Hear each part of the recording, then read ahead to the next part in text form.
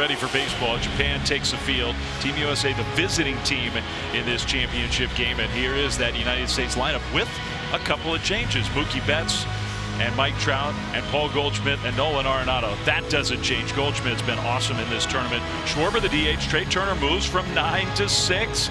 They were reluctant to do it. Felt like they had to do it. JT Realmuto behind the plate. Cedric Mullins will get a chance to play some upgraded defense perhaps in left field. Kyle Tucker's a little banged up. Tim Anderson, the second baseman, and the ninth place hitter for the United States. So that's the U.S. lineup against this left-handed pitcher.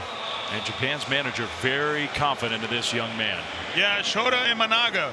4 innings on 2 games, 3 hits, 1 earned run. Look, this is a guy who's going to feature a pretty good fastball, good riding 4-seam fastball. But his biggest pitch is that split. Can he throw it enough times to get the hitters off the fastball? We shall find out, but it's a fastball split slider combo. This is a guy that kind of is a little bit deceptive, a little Johnny Cueto, a little Tyler Anderson, a fastball like Urias that we saw in Mexico, but he's got the whole package, and I'm excited to watch him. He's got that high spin rate stuff. Part of the reason why the stuff, at least based on velocity, maybe plays up a little bit. The defense for Japan, they played such a fundamentally sound game last night. Yoshida in left field, Nootbaar in center, Kondoh in right, Murakami at third, Sosuke Genda, the shortstop, Yamada at second, Okamoto at first, and Nakamura behind the plate for Imanaga. Let's go down before first pitch to JP. Dave, one thing I'll be watching very carefully here from my broadcast position next to Team Japan's dugout is Shohei Ohtani. At some point in time during the game, does he leave the dugout to warm up? Of course, typically he's a starting pitcher, but tonight he's the DH and batting third. So it could get complicated if, in fact, Japan decides they want Ohtani on the mound, maybe for 3 outs, maybe for the final 3 outs. We'll have to see how the game plays out. JP will be watching that very, very closely. Hideki Kuriyama, great player. He's been a broadcaster. Now, for the first time, the manager of Team Japan. On the other side, Mark DeRosa, who is managing a team for the first time in his distinguished baseball career. He's going to be fantastic. Both of these managers, man, they've done a fantastic job. And, oh, I've been waiting for this. Play ball. So here we go. The World Baseball Classic championship game tonight. And the very first pitch to Mookie Betts is taken for a strike.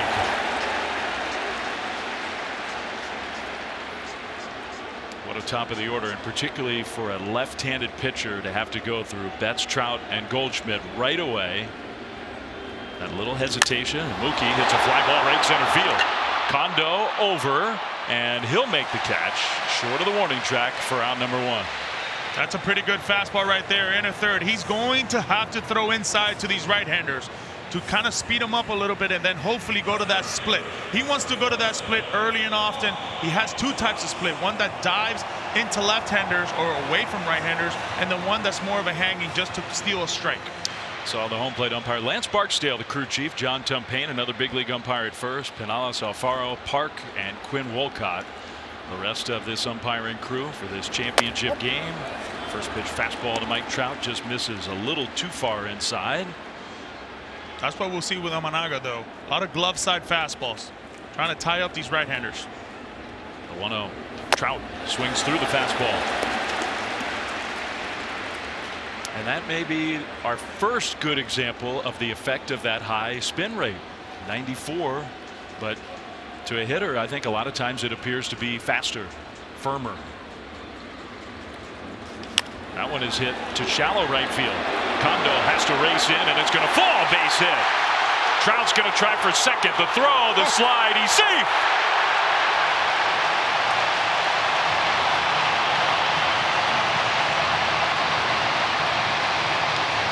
Well, you want to talk about 5-tool player, America's captain. Oh my goodness. Gets a little curveball here. Tries to do the right thing, letting it get deep. Gets a little jam, but watch this.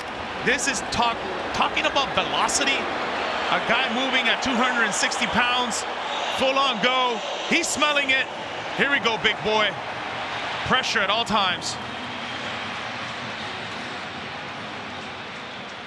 Mark DeRosa's talked so much about Mike Trout's incredible talent level and the way he plays the game. tries to overpower the game. And I think Team USA loves the tone setting there from Trout to hustle his way into an extra base hit. Now Paul Goldschmidt.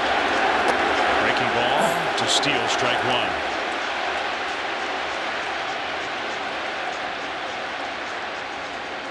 Goldschmidt among all these right-handed hitters, and there are a lot of them who have good numbers against lefties, but nobody destroyed left-handers like Paul Goldschmidt did last year. So what a great opportunity for the United States. 0-1. Goldschmidt had a big cut at a high fastball. That was a very healthy cut right there by Paul Goldschmidt. But will Imanaga continue to come in and up on Paul Goldschmidt, or will he go to that split? He's got windows right now, Dave. He can bait him. We know Paul Goldschmidt does such a good job with his strike discipline. He's always swinging at the right pitches. Catcher Nakamura going through the signs. Imanaga will check Trout at second. Another look back. 0-2. Got it.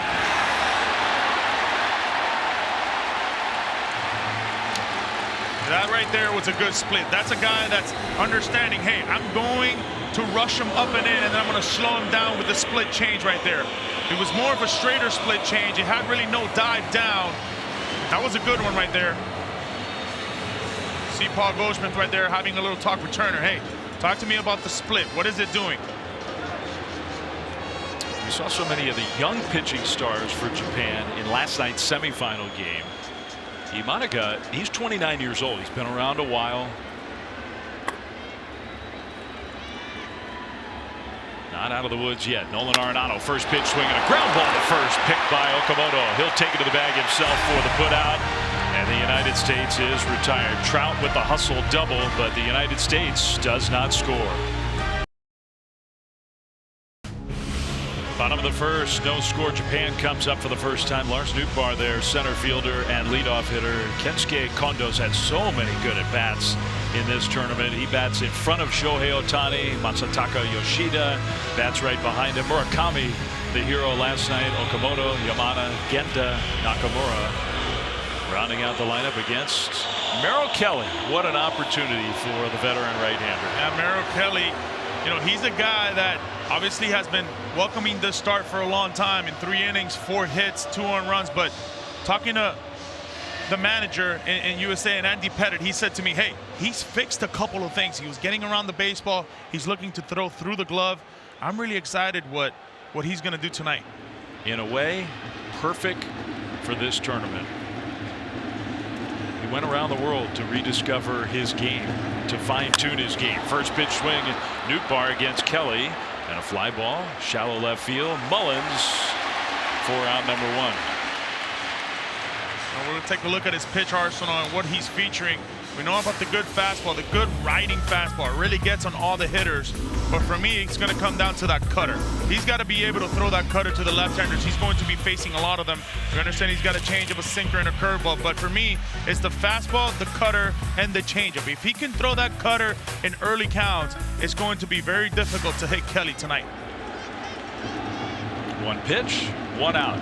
Kensuke Kondoh stands in. And a good fastball right on the outside corner. Strike 1 called.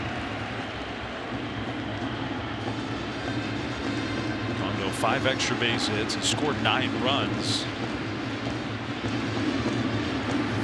Key hitter in the lineup last night on the appeal. No swing. So the count is 1-1. That's a very good changeup though right there early. Missing down with it. I like this guy. He can hit. Takes that one just inside, ball 2. That's that little baby cutter. That's the one that he's really got to throw tonight if he's going to have a good start.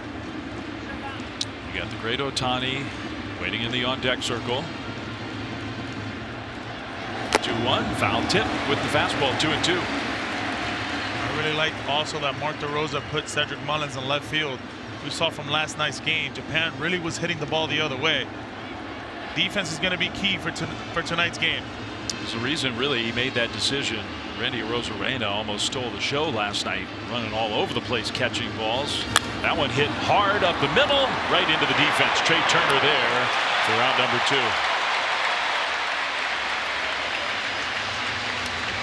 Red-eyed Trey Turner, we talk about, you know, not only is he hitting home runs and coming up clutch, but he's playing really good defense at shortstop. America's shortstop. Now, Shohei Ohtani.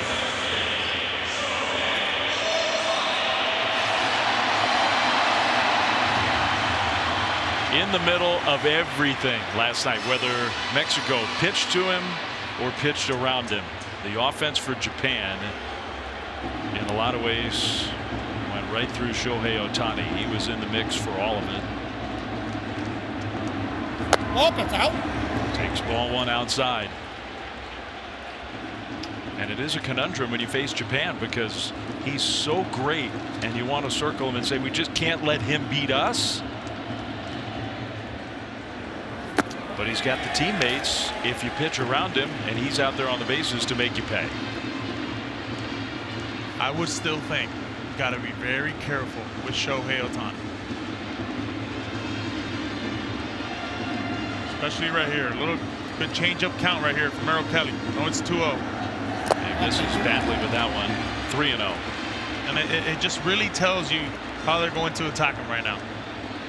They're going to give him the Barry Bonds treatment. Nothing. He's not going to beat us. He's been highlighted in today's meeting for Team USA. I'd highlight him too. 3-0. That's a strike. This pitch from Merrill Kelly is coming up next. It's either my pitch that's going to be called for a strike or take your walk. Good hitters count for a great hitter. The 3-1. Ohtani takes ball 4. It's close, but a 2-out walk. Defense behind this right-handed pitcher for Team USA. It's been a solid defensive tournament for the United States. It's been a difference in some of their tight games. Mullins, Trout, and Betts in the outfield. That's about as good as they can line it up. Arenado, one of the greatest in the game at any position. Turner, Anderson, who never played second before this World Baseball Classic, has done an excellent job there. Goldschmidt, and a catcher who can by himself negate the running game, JT Realmuto. He's been fantastic all tournament long. You look at a good team, especially in this tournament. 2 best teams in the tournament. You look at them up the middle. Wow, they are smooth as it gets. So here's Yoshida. A little bit high, ball 1. I think Lance Barksdale, our home plate umpire, he does have a tendency to be pretty tight. He can have a smallish strike zone. What a tournament for Yoshida. Including a huge 3-run home run last night. He pops this one up behind home plate. Realmuto back to the backstop, but it's beyond his reach. Think about Merrill Kelly, though. When he comes inside to left-handers, he kind of gets around the baseball a little bit, so it tends to cut late. The problem is he'll get that same fastball when he's trying to throw it away, and it'll kind of run on him a little bit. So he's got that cutter, he's got that run, he's got that good changeup. He's going to need them all tonight. Pickoff. He does also have a very good pickoff move. So the combination of that move and Realmuto behind the plate is going to be tough. As long as Merrill Kelly's in the game, tough to run on USA. Another pickoff throw.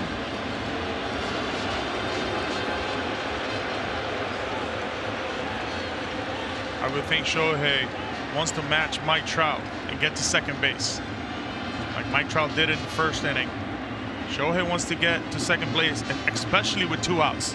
That's when you got to try it. The deeper the count goes, the more likely Shohei will go.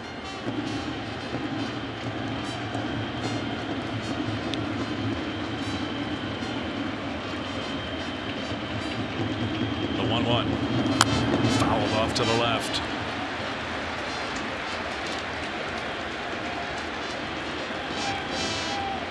Merrill Kelly 1 strike away from getting through this first inning.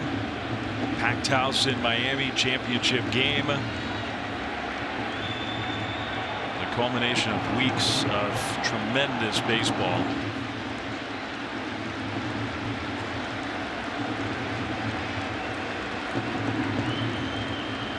Kelly's 1-2. That one sort of flipped down the left field line, but foul. Early, I'm seeing these swings, and it's late. It's on you. I face Merrill Kelly, and the ball just explodes out of his hand. You think you're on it. Next thing you know, you're just not. Took him a long time to get to the big leagues. Pitched in Korea for 4 years. Came back to the United States after having great success there, and has turned into one of the better starters in the National League for the Arizona Diamondbacks. Another 1-2 to Yoshida. He takes strike 3 call, dropped by Realmuto. He'll apply the tag, and that's a good start for Merrill Kelly. So we'll go to the second in Miami. No score. Mark DeRosa's first coach, his forever coach, is his father, Jack. Jack passed away in 2012, and as Mark DeRosa took the reins of Team USA for this tournament, he reflected often on his father's lessons and his memory. And one of the things on his mind tonight, Dave, is honoring all those lessons that his father gave him. And interestingly, Mark DeRosa wondered how much he would like to manage. He's now honoring his father by loving the job he has right now. Yeah, thank you, JP. It was part poignant and part spirited when Mark was telling us about that. He sort of finished with, "My dad would want us to win this freaking game." There was an intensity with the manager for Team USA, Kyle Schwarber. A high strike given by Lance Barksdale. Inning number 2. We asked Mark DeRosa about what was the message for Team USA. He says really none. And I think these boys know what they got to do, what's at stake. They're ready to roll. Got Schwarber to swing through the fastball. It's 0-2. Kyle Schwarber. It's been a relatively quiet World Baseball Classic, but I don't think there was much of a decision to be made to have him in the lineup. 0-2. That one is hit off the end of the bat to right field. Kondoh charging in, and he'll get there. Well, so far for Imanaga, it's been that good fastball to start things off for every hitter, and then that good slider and split. You know, he's really got that ride today. A little bit more than I would think these USA hitters have been thinking about. They understood that they had ride, but it's just really getting on them. Well, here we go. Trey Turner, who's been awesome the last 2 games, had the home run that Team USA will never forget in the come-from-behind win against Venezuela, and then 2 home runs against Cuba in the semis. Breaking ball off the outside, and it was a dilemma because the way the lineup set up, Team USA wanted to move him up, but he was so good in that number 9 spot. Whether it was superstition or comfort or whatever, but here he is hitting 6th, and he takes low ball 2. How about those numbers right there? 4 home runs. Wow.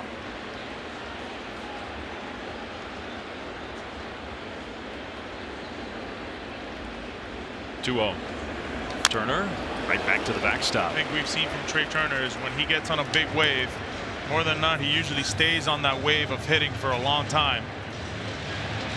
He's not a guy that's streaky. You know, kind of stays consistent, gives you good at bats. But when he's on one, they're usually for a long time. 2-1 pitch. Turner hits another one down the left field line. He's done it again. It's gone.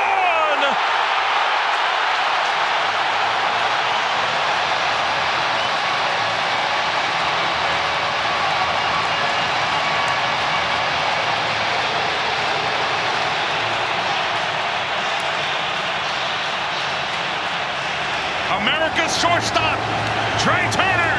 We talked about the wave. He's riding a big wave. Trying to throw that cheese inside. Trey Turner was absolutely ready for it. USA! USA!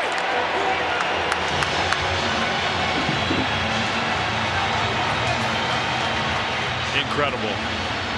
What a week for Trey Turner.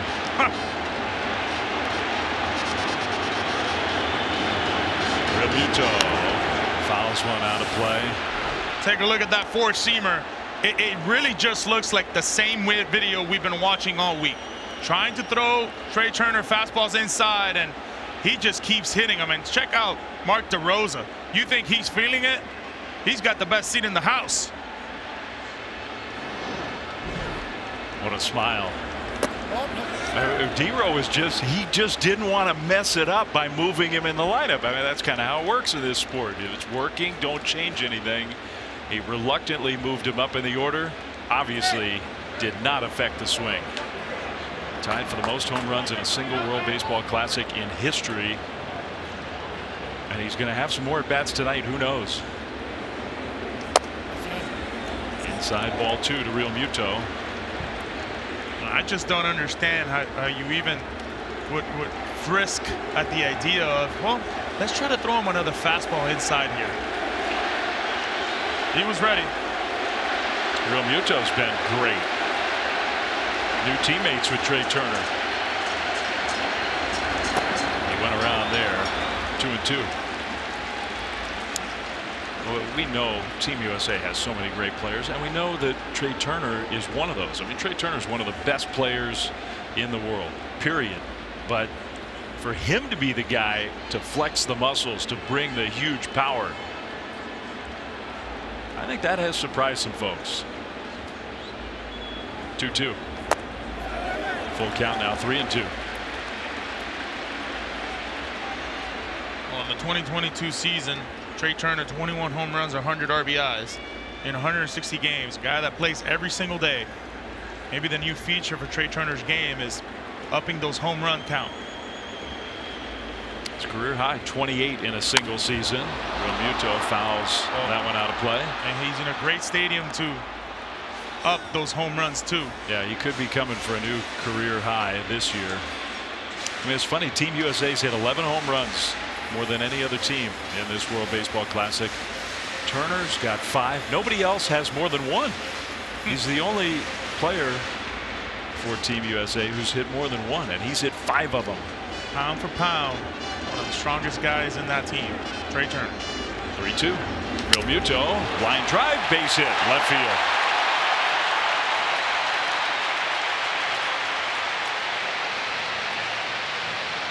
Dave, it's clear. They understand Imanaga is going to come in on them with those fastballs. They're ready for it, and they're ready for it in any count. Right there, Imanaga tried to throw that 2-2 fastball in, and although he gets the broken bat, JT just too strong.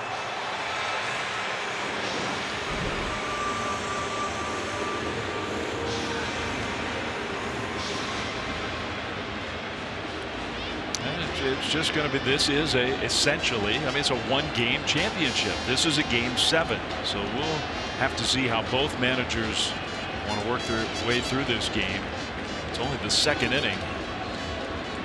Now a left-handed hitter, Cedric Mullins, who homered against Cuba in the semifinal win. He takes ball 1. More than not, solo homers will not get you pulled out of the game. It's more the longer innings, the first and second base hits, the man on second 2 out base hit. Those are the ones that the managers will say, okay, he's had enough. 1-0 pitch. Mullins takes a strike. Just kind of that get it in breaking ball. Well, we have our first answer to my question. Shosei Togo, right-hander, is getting loose. Japan's not going to wait around. If Imanaga gets into more trouble. 1-1. 1-2. That's a good slider right there. A little bit of a sweeper action to it. Those are really, really tough for left-handers to, 1, lay out of, and 2, make any type of connection on it.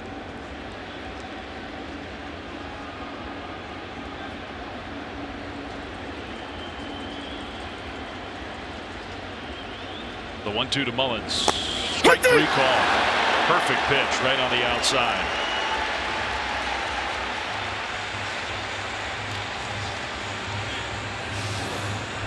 You see that four-seamer, although Nakamura wanted that ball inside, It was still a good pitch on the away zone. Imanaga, though, has got that really good ride four-seamer. I think Cedric Mullins was caught in between there. I think he was still thinking soft. Good pitch calling. And the umpire, Lance Barksdale, I think it's worth pointing out. Runner at first, 2 down. Tim Anderson, 9th place hitter for Team USA. Takes a breaking ball high. That's the slower curveball there. There's some umpires who, if you miss the target, even if the ball's in the strike zone, have a hard time calling it a strike. That was a strike, and Lance Barksdale called it strike 3.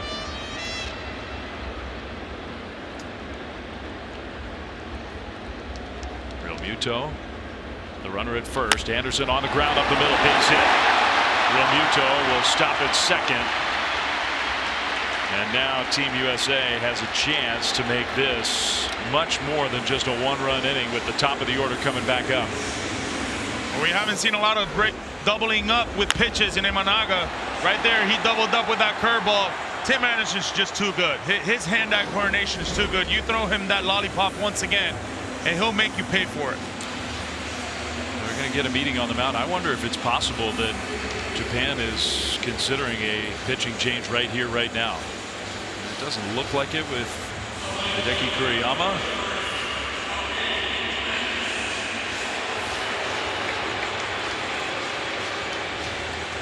I would think he'll give him one more hitter in Mookie Betts.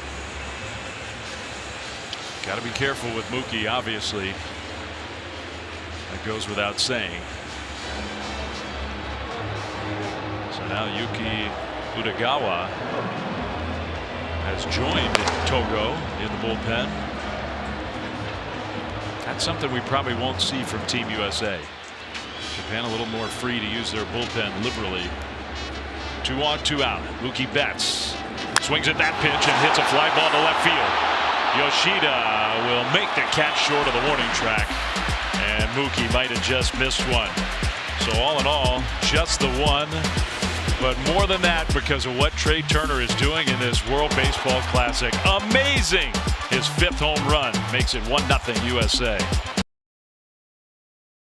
Merrill Kelly on the mound, his wife Bree in the stands, and Merrill credits Bree for their family's extraordinary adventure during those 4 seasons in Korea. That was where Merrill transformed himself into a high-end major league starter, and the two of them had an extraordinary experience as well. Bree told me earlier today that Merrill loved the environment there, the great fan support, the noise in the ballpark. Certainly a lot of those same vibes here in Miami tonight. It really is a cool story, JP, because unlike some other pitchers who say go to Korea, go to Japan after they've had a taste of Major League Baseball, Merrill Kelly had never pitched in the big leagues and went over there and did really transform his career. Now a first pitch swing.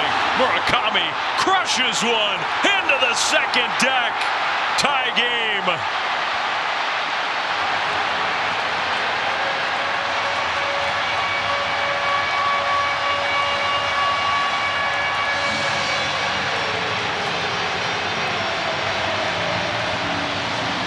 David takes one swing. That happened last night. The drive to left center to win it. Sees another fastball tonight.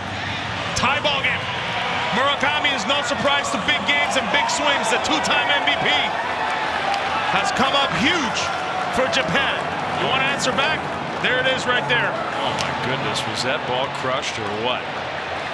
432 feet, 115 miles per hour off the bat. Think he knew it was a no-doubter? Yes. A very quiet pip job, like I like to say. Wow. Big time swing. So with that, it's 1-1. Okamoto, the first baseman for Japan. Tries to throw that four-seamer right there. Look how short and compact he stays. All it takes with these sluggers is one swing. Well, and the point you're making about that is if you missed last night's semifinal game, that is just crushed. Wow. That's Ohtani territory up there. 1-2 to Okamoto. He hits a liner into right center field, and that's a base hit. But back to Murakami just briefly.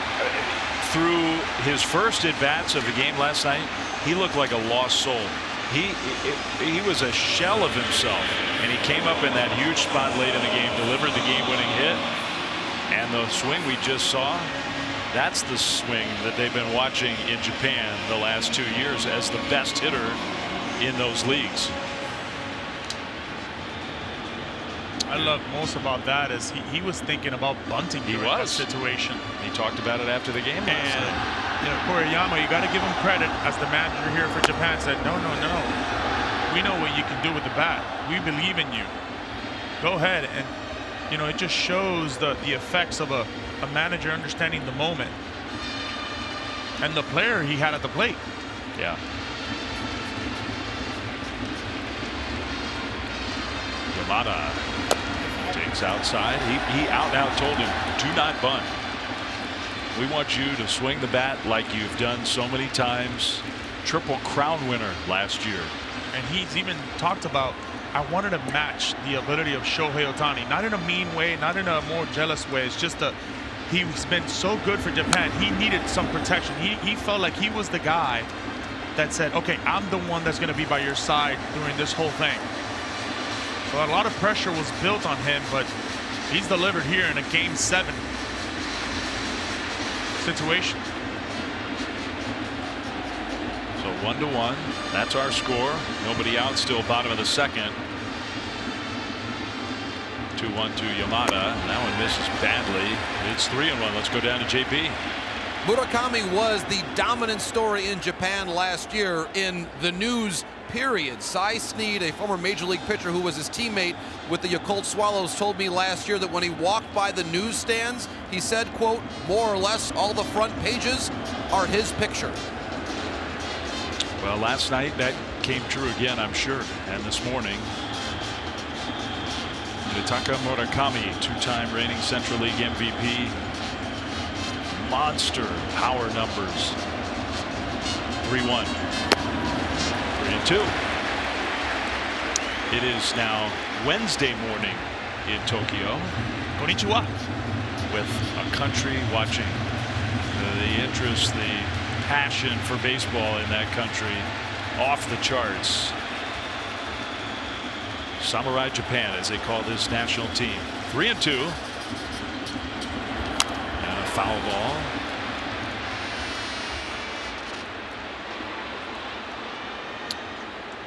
Ohtani, of course, in the big leagues. Murakami still playing in Japan. Maybe one day he'll come to Major League Baseball, but those are the two dominant forces in Japanese baseball with the long ball. Ohtani does a little bit more than that too. Yeah. 3-2, and that one is driven to right field. Betts will glide over and catch it for out number 1.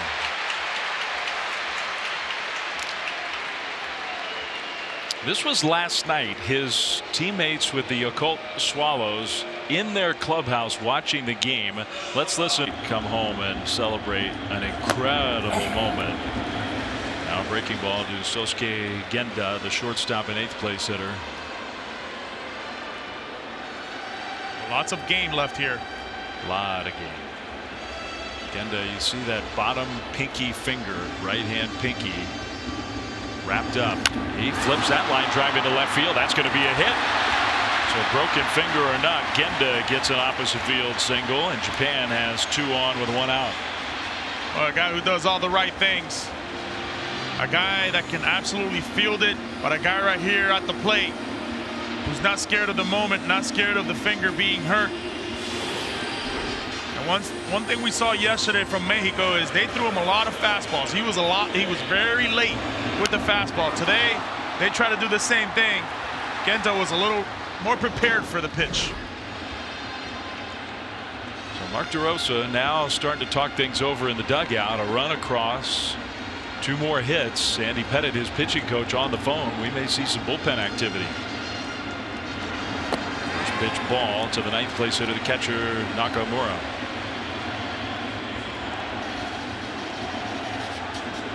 Known more for his defense, but capable. 3 for 6 in this World Baseball Classic. He understands his role. He's not thinking a slug right here. He's just thinking to put the ball in play. 2-0. We got Aaron Loup up in the bullpen. Now Loup is not going to go long in this game, but in terms of a lefty against all the left-handed hitters at the top of the lineup, Mark DeRosa deciding he may need him in this second inning. 2-0. Slow bouncer toward third. It kicks foul. One thing Nakamura likes to do is pull the baseball. He is on top of the dish. Merrill Kelly, if he's going to throw inside, he's got to get it inside, move his feet. So that way you can expand the zone away with the slider or the changeup. He's a guy, and you can tell right there, I mean, he is on top of the dish, and he's looking for one thing, and that's to pull the baseball.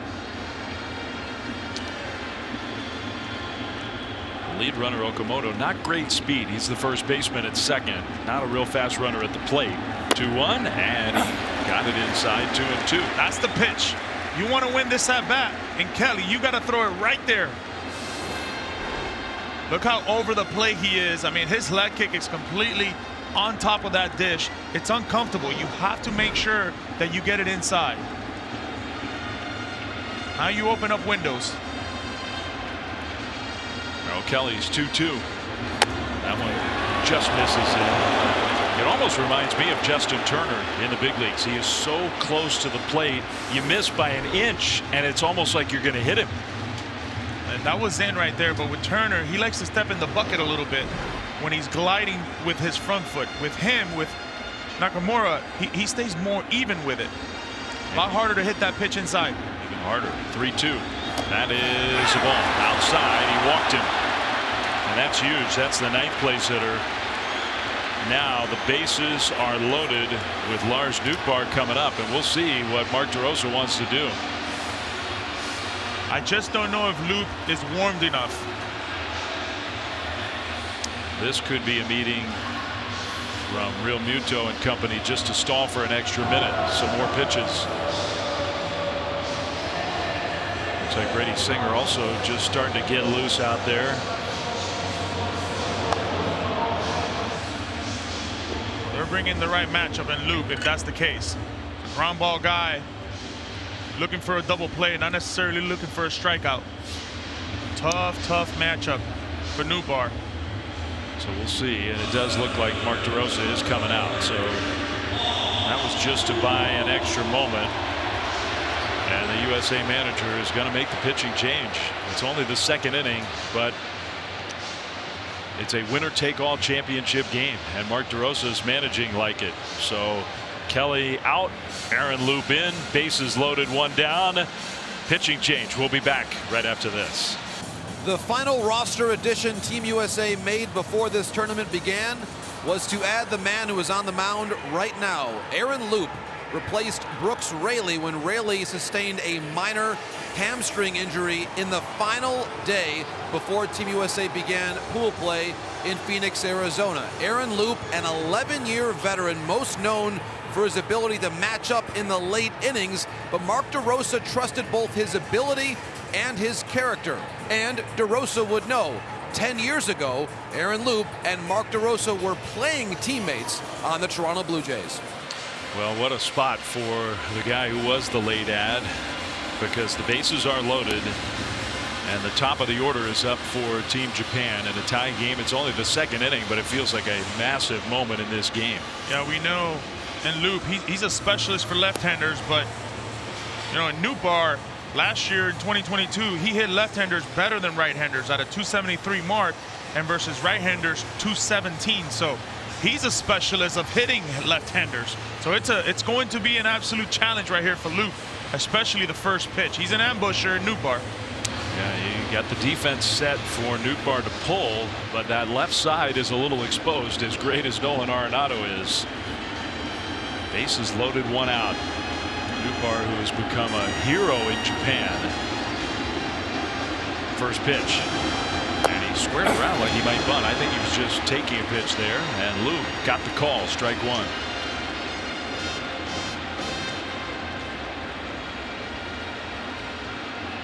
What a spot for Aaron Loup.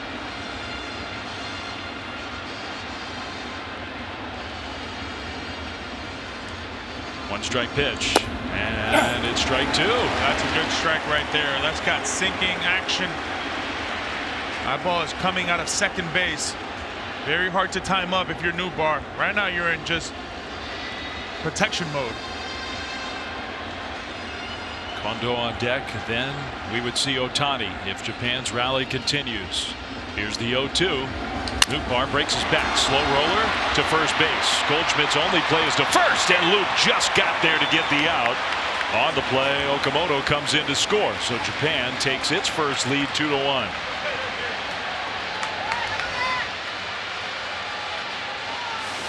That's the downside on Loup, is he gets soft contact in a situation when you need double plays. As we see him right there, get to the bag. Great job right there, slowing everything down, staying behind the baseball on that toss by Goldschmidt. But he's so deceptive, he's so good that you get a lot of soft contact. A moment when you need the double play kind of worked in the favors of Japanese hitters. And the value of putting the ball in play in a 2-strike count to get the run home. Now a chance for more with Kensuke Kondoh. He takes a strike. Kondoh hit the ball hard his first time up again tonight. We've seen nothing but hard contact off his bat since Team Japan showed up in Miami. This is a big spot. A base hit could make it 4-1. Well off the outside.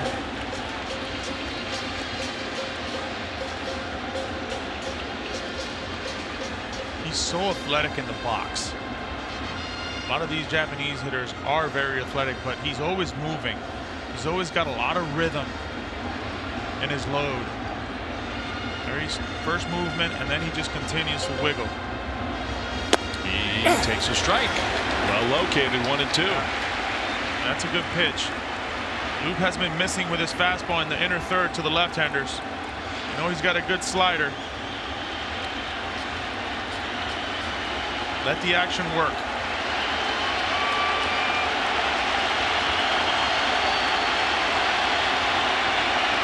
Here's the 1-2. That one is hit down the left field line. Foul. Not by much. That's all Kondoh's trying to do right there. Trying to see the ball as deep as possible. Using the other field, the left side of the field. If you're Loup, you want to throw that fastball. You want to throw that fastball in. Nothing away.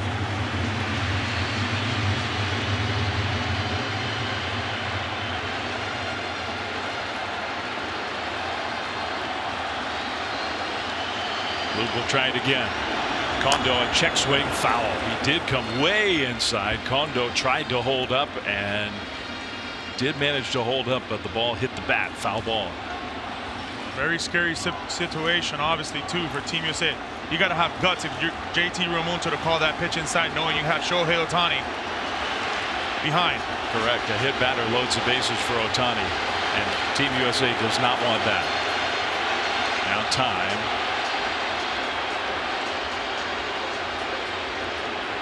Loup was so locked in, he didn't see the home plate umpire. He was into his motion. Trying to dig deep here and get Team USA out of this big second inning jam. The 1-2. That one is popped up into center field. Mike Trout is there for out number 3. And all things considered, Aaron Loup did a really good job. But the home run from Murakami was a blast. And Japan added one more after that. We go to the third. 2-1, Japan leads. Well, first time up, Mike Trout trying to get this USA team started. No way, you're not getting there. Bobby Witt wearing a microphone in the dugout. Right off the bat, he knew that was going to be a double for Mike Trout. The max sprint speed right there, 30 feet per second. That's pretty good. What a special player. So he comes up here in the third. Team USA's lead is gone, and now Shosei Togo, 22-year-old, very young right-hander for the Yomiuri Giants. You know one thing, he's coming off a career year in 2022, a fly ball pitcher, He induces a lot of soft contact with that slider splitter. Sits mid-90s. His first pitch in this championship game to Mike Trout. Welcome to the game. Shosei is strike one.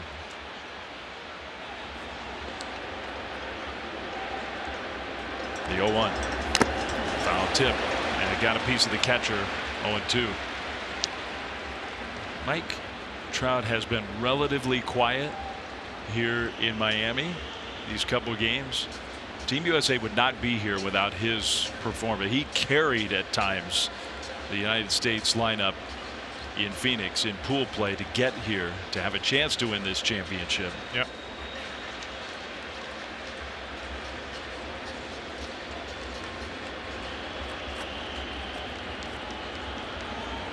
To Trout. Not close. Oh, there's that slider right there. Ball out of the hand, but it's a little too quick with it. One thing I've noticed with Japanese pitchers, they've come in a lot, especially late. Early and late has been in on him. The 1-2 to Trout, and he got it swinging. Very impressive.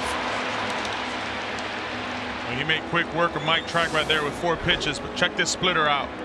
It just falls right out of the table. A lot of guys in the big leagues don't throw that pitch. It looks funky. It looks like a fastball, like a little two-seamer, and all of a sudden it just dies on you. Drops out of a table. Just a good pitch right there. That was nasty. So now Paul Goldschmidt, he takes the breaking ball in the dirt for ball 1. Goldschmidt struck out his first time up. That was against the starter Imanaga. 1-1.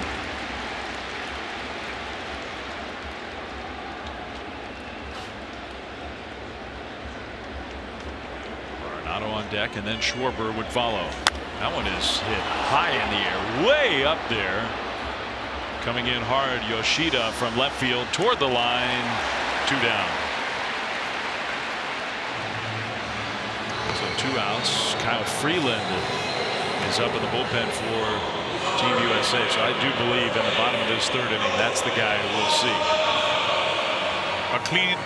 More of a clean inning type of guy who can come in and start fresh. Hopefully give him a couple innings, 2 or 3 innings max. And I know Merrill Kelly, saw him there in the dugout. I know he's disappointed. Aaron Loup, though, did an excellent job, because that could have gotten ugly for Team USA with the top of the order up and only the 1 extra run after the home run. Ball 1 to Nolan Arenado. He fouls it out of play. It's 1-1. You can tell the action on that fastball today on Togo. It's got some giddy up on it. There's not one fastball Nolan doesn't like to pull. Right there, he was a little tardy. It's 1-1 count, though. Anything goes. He's thrown that good split, that good fastball in with a little ride. I would think split here. Threw it, but missed with it. Well, now you can double up on it, or take the adjustments of Nolan and say, hey, I got to trust my fastball here. But Nolan, he's too smart. He'll make the adjustment. Togo's 2-1 pitch. Did he go? Did he go? No. 3-1. I would think the play here is being very careful with Nolan. Having Schwarber behind, who hasn't fared too well in this tournament, out hitting 167. Nolan's the guy you got to be careful with, especially in these counts, fastball counts. Here's the 3-1. That is ball 4 inside. Did not throw him a fastball. It's a 2-out walk. That's a clear message on Schwarber's part. If he's on deck, hey, we want to go against you. That is a little dangerous, because Kyle Schwarber hasn't had his best swing going, but all it takes is 1 with this guy. Sure does. He really reminds me a lot of Murakami. It's 1 swing and he's locked in. Just massive power. 46 home run season last year for Kyle Schwarber. Goes after the first pitch though. Pops it up. Will it be playable? No. In the net, just beyond the reach of the catcher Nakamura. Boy, he took a really good swing on that fastball. Just missed it. He knows it.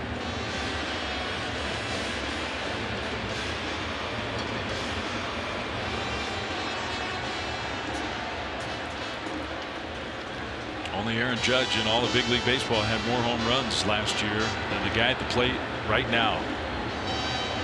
0-1. Up and in.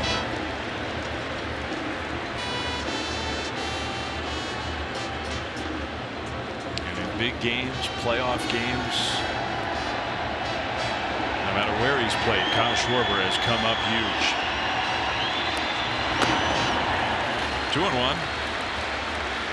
Schwarber's the type of guy, as the at-bat goes, he likes to sit on a pitch, kind of, okay, I have a feeling the split's coming here, and he'll sit on it. If it's a good pitch, if it's a hanging pitch, we may have the lead. 2-1. Again, close, but called a ball. Togo got the first 2 outs quickly, Trout and Goldschmidt, and now he's having a hard time throwing strikes. 2 out walks.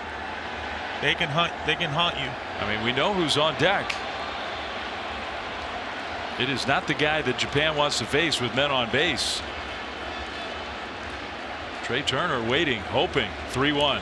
Schwarber went after a high fastball that might have been ball 4. He got away with one right there in Togo. That's 2 fastballs already that Schwarber's been underneath. He's going to get a good pitch to hit here. They don't want Turner with first and second. Almost like a wry smile from Shosei Togo. Arenado's going to take off with 2 down. There he goes. 3-2 pitch is ball 4. Not close. Amazing. Back-to-back 2-out walks. And the guy who has dominated play here in Miami is coming to the plate, and that prompts a meeting. Well, the pitch selection for me was a little bit strange on Schwarber, but let's take a look at that second inning homer. Boy, oh boy, they just feel like they're the same clip from this whole tournament. Guys are trying to go in on him, and Trey Turner's just too short and too good. Locked in a way that, as great as he's been in his career, I'm not sure we've ever seen Trey Turner quite like this. 5 home runs to lead everybody in this World Baseball Classic, matching an all-time tournament record.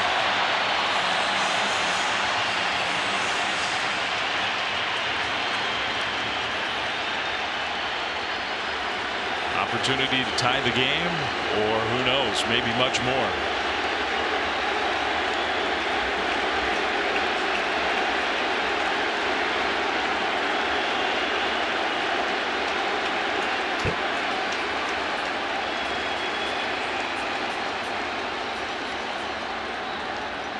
First pitch to Turner, way outside, and a great save by Nakamura. So overthrowing that split right there. What a great job right there by Nakamura. Wow, that's a save and a beauty.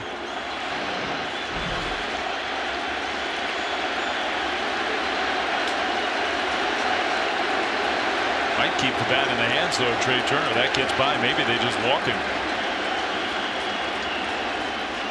Here's the 1-0. Swung on and missed the fastball.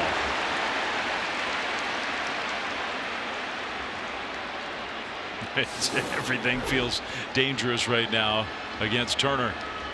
Just a little late, a little underneath it. I think he was caught in between right there. He's just so good at simplifying it real in this at bat. The 1-1 bounces it foul. 1-2. I mean, 2 strike situations have not phased him. He hit the grand slam against Venezuela, the moment of this whole tournament, in a 2-strike count.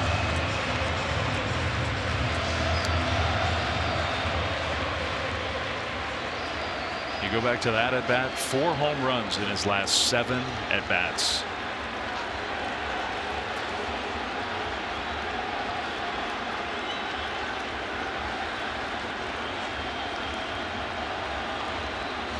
Here's the 1-2. Not this time. The splitter strikes him out. So Togo walks 2 but gets through Turner. Middle of the 3rd. It's 2-1 Japan. Shohei Ohtani coming up here for Team Japan. It's such a cool side story to this championship game that teammates in the big leagues, maybe the 2 biggest stars in the sport tonight, get to go head to head. Ohtani took batting practice again today yonder, and again it was unbelievable. It was a facade homer. I mean, every shot he was hitting was just unbelievable, hitting the top of the screen there. It was a show. Not that many swings, but it was an absolute show. So the new pitcher, Kyle Freeland, immediately has to face Ohtani, and he bounces a breaking ball for ball 1. 3rd pitcher of the game already for Team USA, bottom of the 3rd. Freeland, who pitched against Great Britain through 3 innings in pool play back in Phoenix. Got the call there. It's 1-1. Freeland, we know one thing. He is absolutely excited for the opportunity. Denver, Colorado's finest, playing for the Rockies. Ohtani swings and misses, 1-2. I talked to him earlier in Freeland and asked him, how much fun are you having? He goes, man, what a blessing. This has been unbelievable. Tough task. Here's his 1-2. Off the outside. Did you see what Ohtani said yesterday after the game about taking batting practice? He usually doesn't do it on the field during the big league season. He just wanted Team Mexico to see him take some swings. Full count here, 3-2.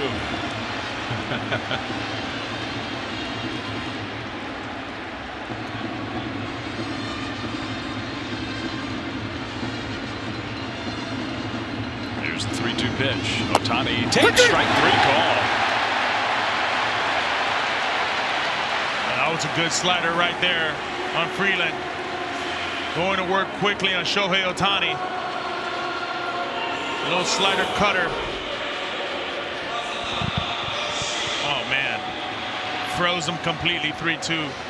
You throw a left on left cutter like that, more than not you're not going to get the swing. That was a well executed pitch. Now he misses inside to Yoshida. So not this time for the great Ohtani.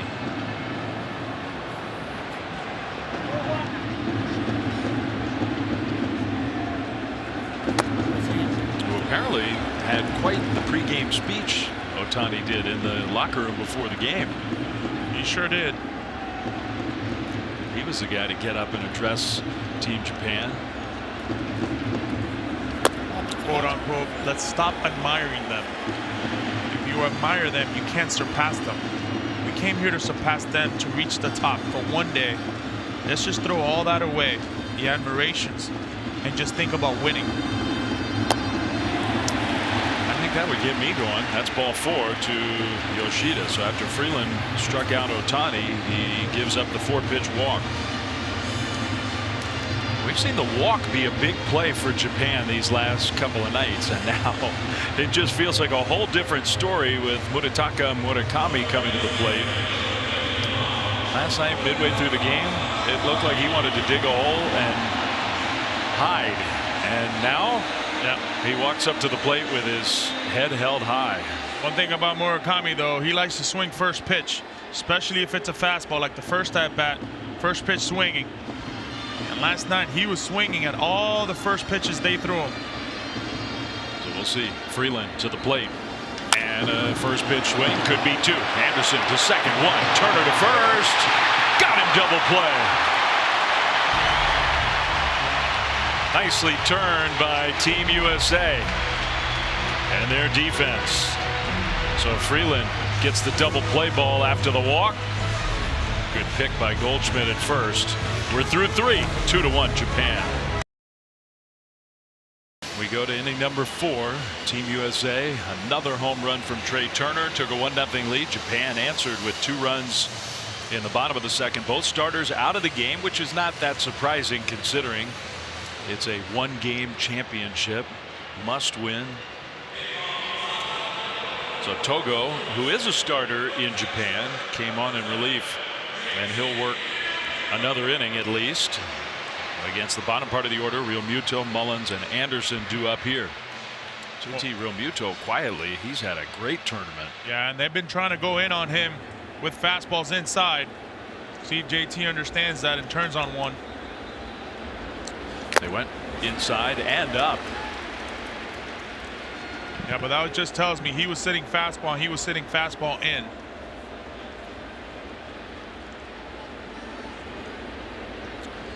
Togo works from the windup. And his breaking ball's a little bit low. It's 1-1. JT Realmuto had the great quote the other day. And I think speaking for everybody in that dugout, it's 1-2.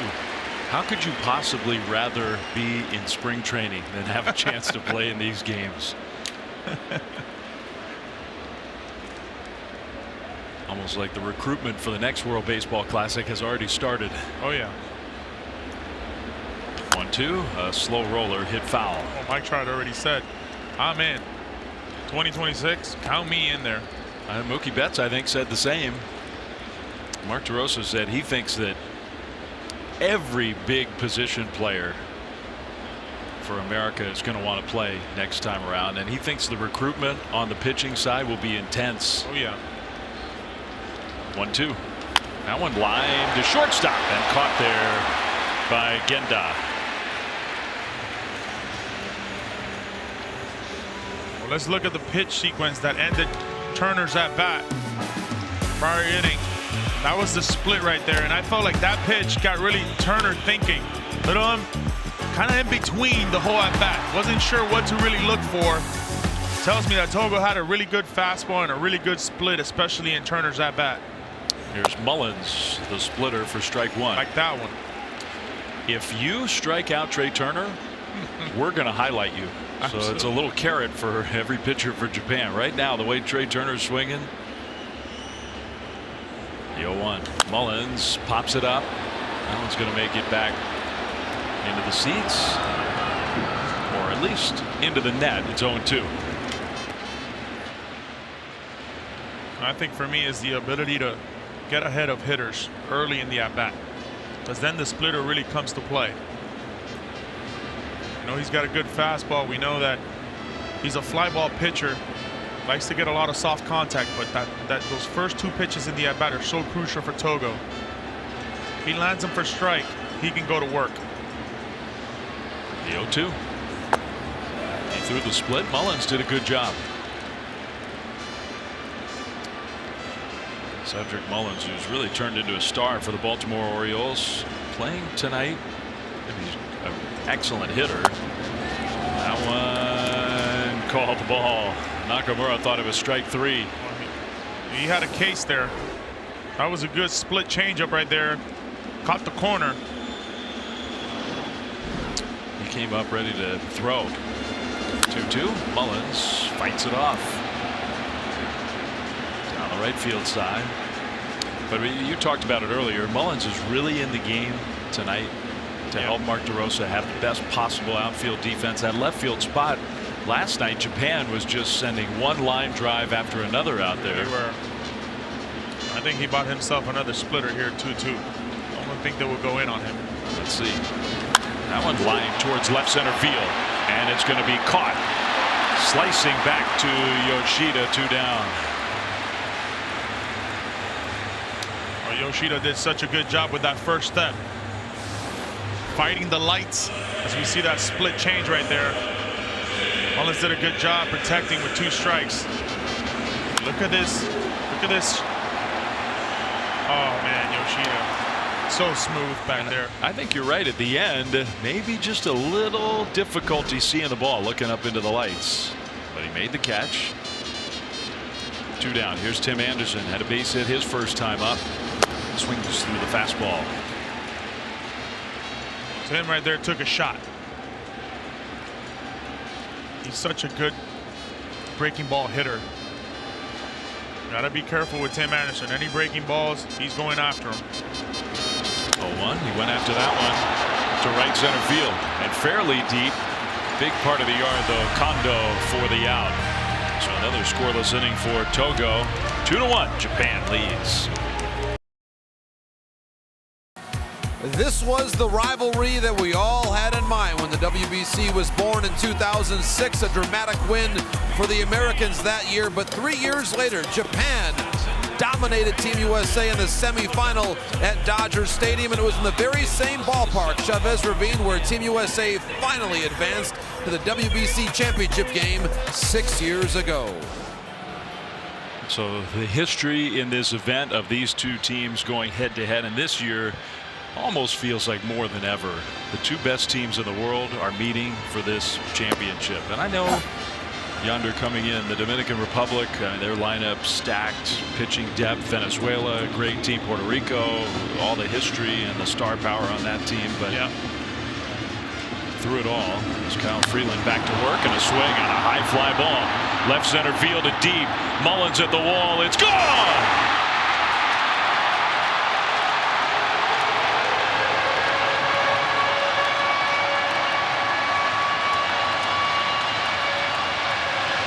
Okamoto. Oh, no surprise. Past 5 seasons, 30-plus home runs. We know the power is there in Okamoto. 164 home runs in that span. He got a good pitch to hit right there. Boy, oh boy, he did not miss it. His second home run of this World Baseball Classic and the second home run of the night for Japan. Just a little baby slider. Stayed right over the plate. Oh, extension, two-hand finish. He knew it was gone as soon as it left his bat. Now Yamada pops it up right center field. Mookie Betts calls off Mike Trout. And that is out number 1. It just sounds different, Dave. As soon as it left his bat, it was a no-doubter. They knew.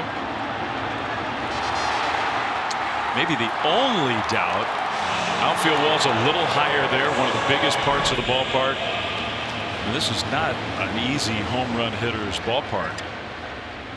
But you're right, that was crushed. Now Genda takes a strike. Careful with a good push bunt here.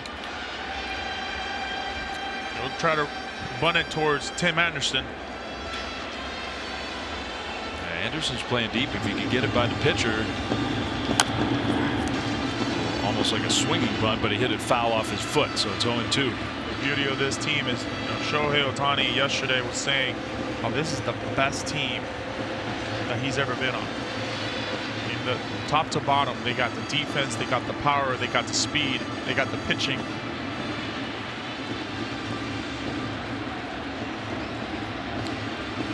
Once 1-0 USA, now it's 3-1 Japan.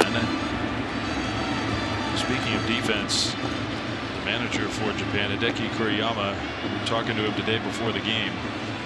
The guy at the plate right here, Sosuke Genda, not just the greatest shortstop right now, he called him the greatest shortstop in Japanese baseball history defensively. Rookie of the Year in 2017, and after that he hasn't disappointed defensively. 5 straight Golden Glove awards. It's given to the best defender in his league at his position. Slashes that one foul. And that's what Japan's always been able to do. They're not going to make the mistakes. They're going to hit the right cuts. They're going to play the right defense. They're going to run the right bases. They're going to make you beat them, or beat them the right way. They're not going to give you outs. 2-2 off the outside.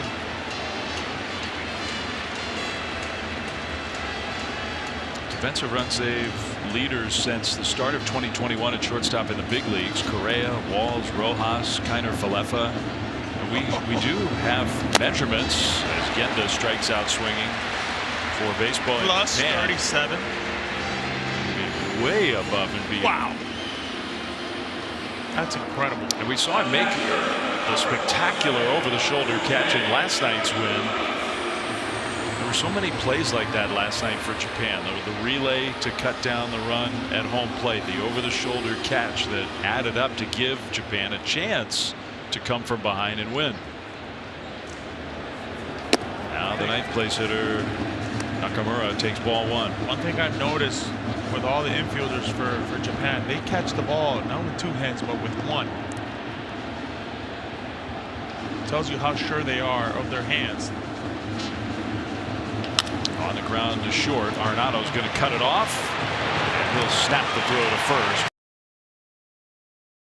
Miami, Florida, the site for this championship game in the World Baseball Classic. Fireworks over the water and fireworks all tournament long inside. With the quality of baseball we've seen in this ballpark over the last 10+ days has been phenomenal. Sure has been.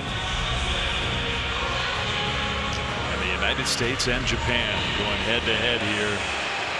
Another new pitcher for Japan. Hiroto Takahashi takes over. Third pitcher of the game for Japan with a smile on his face. Top of the order coming up for Team USA. He should have a smile. He's one of those young studs who is a strong candidate for the biggest eye-opener for international fans. This is a guy, 29% K rate, was second best behind Roki Sasaki, a guy who pitched yesterday, throwing 100, 102 miles an hour. This guy has a really good splitter, gets a lot of swings and misses. On the fastball, big chopper to third. Going to be a tough play. The throw low and got him at first. I don't know. The intentional bounce and perfect to first base. Team USA is going to challenge. It was bang bang. Boy, Mookie really smelled that hit. Take a look here. Wow. I think he's safe. I think he's safe. Well, best look here. He is on the bag.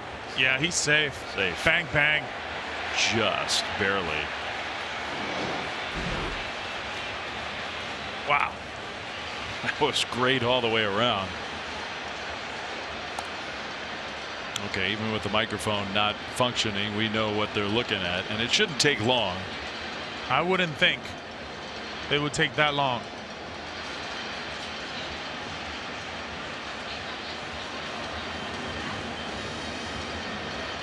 The crowd seeing this great view, the one that we just saw, and they know it's safe.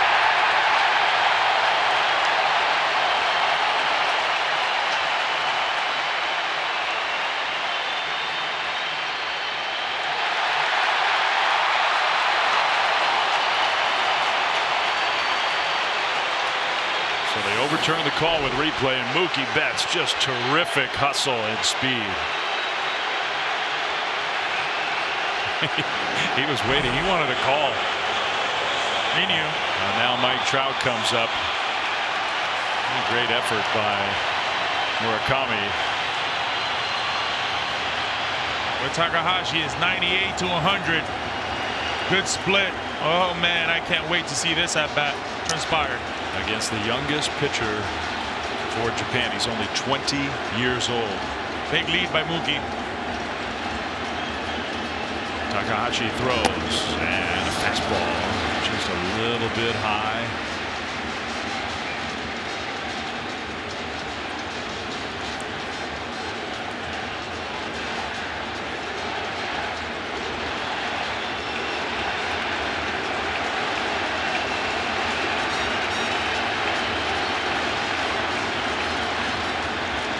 There's the 1-0. Just outside again. Two close pitches, two good takes. See that pitch, the right call, down and away. Mike likes to take his chances here, 2-0. Takahashi has got to trust that 97. That's again good sized lead over at first base. 2-0, and he didn't throw the fastball. No, he threw that split. A lot of swings and misses with that split. That's his best pitch. That's his go-to pitch, even though he throws 97, 98 miles an hour. My goodness. the quality of pitching we're seeing here. Yeah, this guy, 20 years old, he is an eye-opener. Trout still ahead though, 2-1. Pitch on the way, foul to the backstop. So he followed the split with 97. And that's what the split does to you right there. Throws a 2-0, get you swinging, get you biting on it. Now I can throw my 98. Now anything goes. I would think if you're Mike, you got to start with the fastball. You have to adjust. Got to look up in the zone.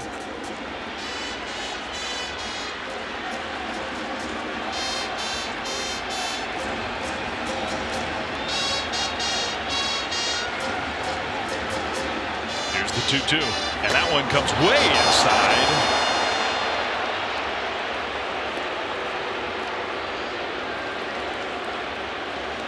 We see Mike with 2 strikes. He likes to go the other way. What does Japan do? Let's tie him up. Let's move his feet. He definitely moved. Had to. Tough pitch right here because anything goes. This is not just a fastball count. His pitch is a splitter. You would think pretty decent chance Mookie Betts might be going 3-2. He does not, and the ball is pulled foul. It was that splitter. The more the at-bat goes, the more advantage it leads to Mike Trout. Now he's seen that splitter 3 or 4 times. He's seen that fastball at 97, 98. He's too good of a hitter not to make an adjustment and, you know, pick up his pinpoint on Takahashi.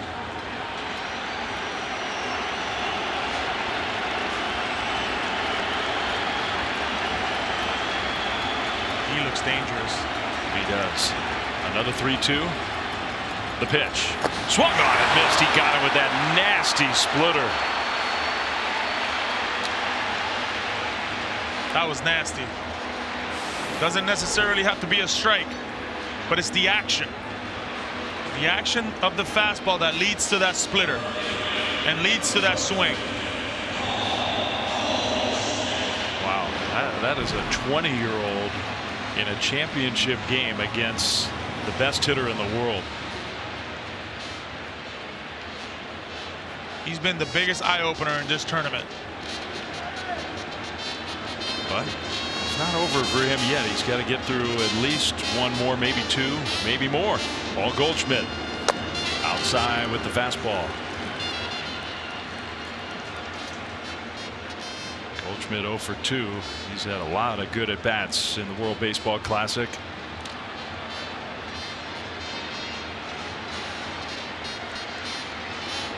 And Nolan Arenado, the returning players from that championship team 6 years ago. 1-0.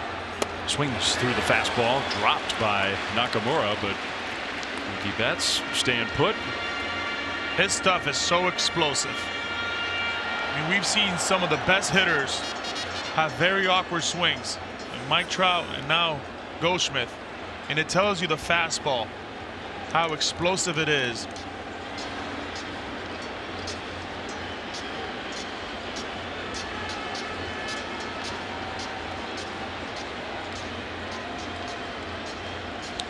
One, long pause, maybe to help freeze the runner. Goldschmidt took a big swing, fouled it back. I would think of Mookie at some point here, he's going to test it. He's got to test the waters at some point.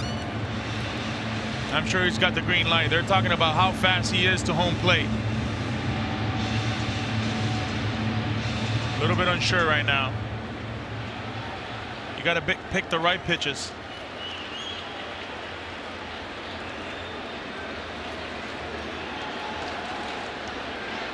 Good split count right here.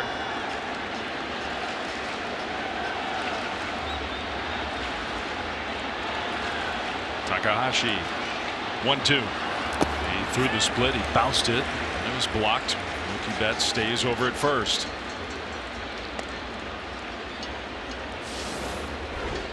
And we see that split there.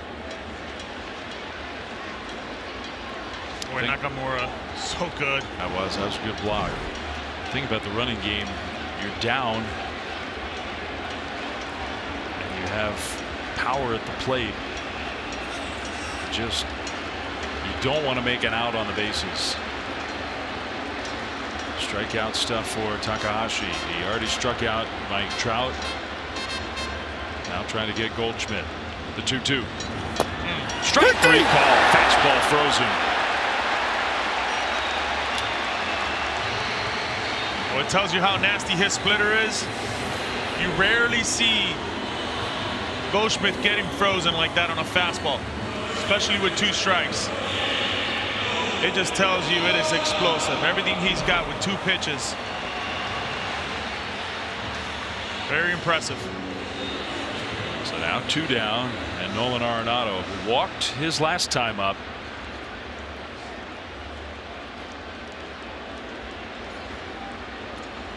Nolan likes to swing first pitch here. He gets a good pitch. He's looking to pull. He's looking to slug. First pitch. A ball. Good take right there.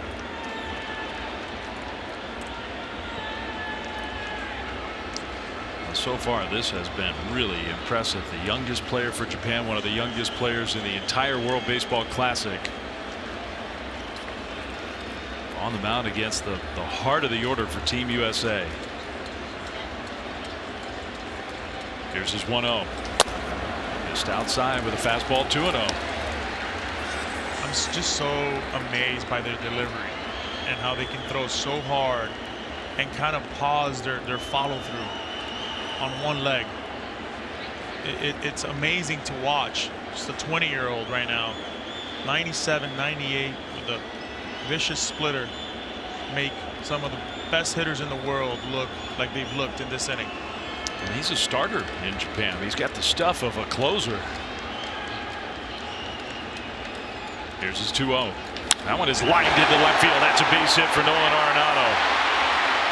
One hop to Yoshida. Betts will stop at second. Well, Nolan's been watching the at-bat transpire throughout these innings.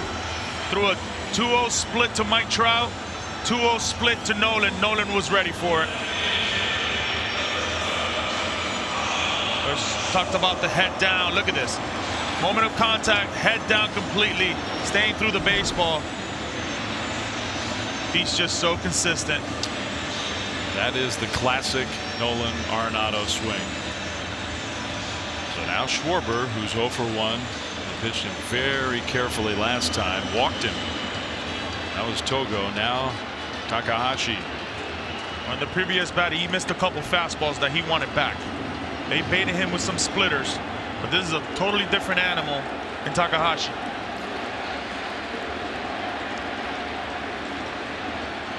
Great chance for Schwarber, though. 2 on, 2 out. He takes a little bit high, ball 1. That's where they've gone. They've gone up the ladder with him and soft down and away. A lot of times in hitters counts, they've gone soft. Even counts, more fastballs up in the zone, and he's lurking. And Ohtani trying to stay loose. It's been a grind of a half inning.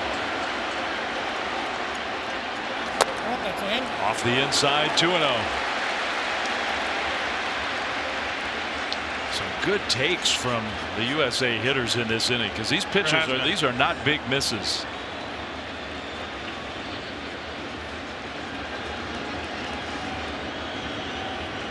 Team USA looking for a big hit, and who knows, maybe a big fly.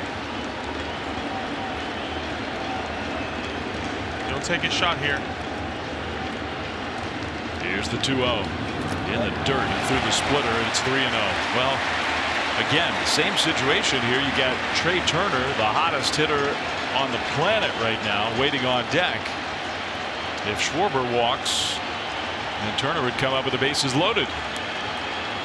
He's the guy here, though, with 2 outs. You know, I know you got Turner behind, but it's a fastball count for 95% of the time. We'll see if it is here. 3-0. Takahashi. Schwarber swings 3-0, and it's a fly ball center field. In the ballpark. Nootbaar for out number 3. He took a chance there. and just missed it. What a great job by the 20-year-old Takahashi. This copyrighted telecast is presented by authority of World Baseball Classic Inc. and may not be reproduced or retransmitted in any form. The accounts and descriptions of this game may not be disseminated without express written consent. Look who is headed to the bullpen for Team Japan. So we'll see. It's not a guarantee that we'll see him in the game, but that gives you a pretty good indication that with a 3-1 lead, Japan is preparing for the late innings with one of the best pitchers in the world. Top of the order here in the bottom of the 5th. Japan already leads 3-1. They've hit 2 home runs in this game tonight. And Lars Nootbaar, that last at bat was one where he found a way to get another run home against a left-handed reliever. Put the ball in play in a 2-strike count. At that point, it made it 2-1. Yeah, Loup got the ground ball. It's just when you're throwing those sinker ballers, more than not on left-handers, you're going to get the soft contact. And Nootbaar hit that one hard, but a pop-up into right field. Mookie Betts one away. And this was interesting. 3-0 count, 2 on.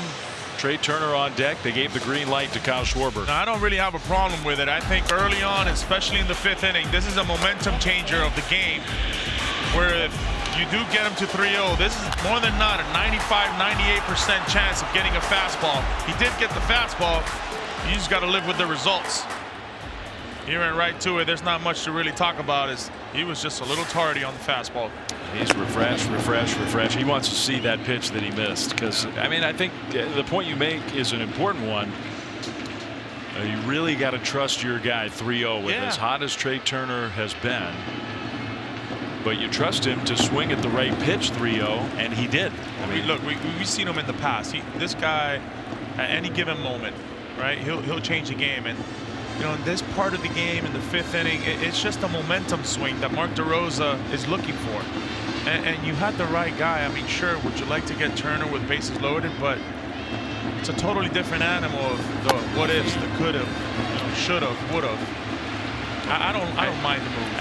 And even just, you got a guy who led the league in home runs getting a fastball right down the middle against a tough right-handed pitcher. Yep.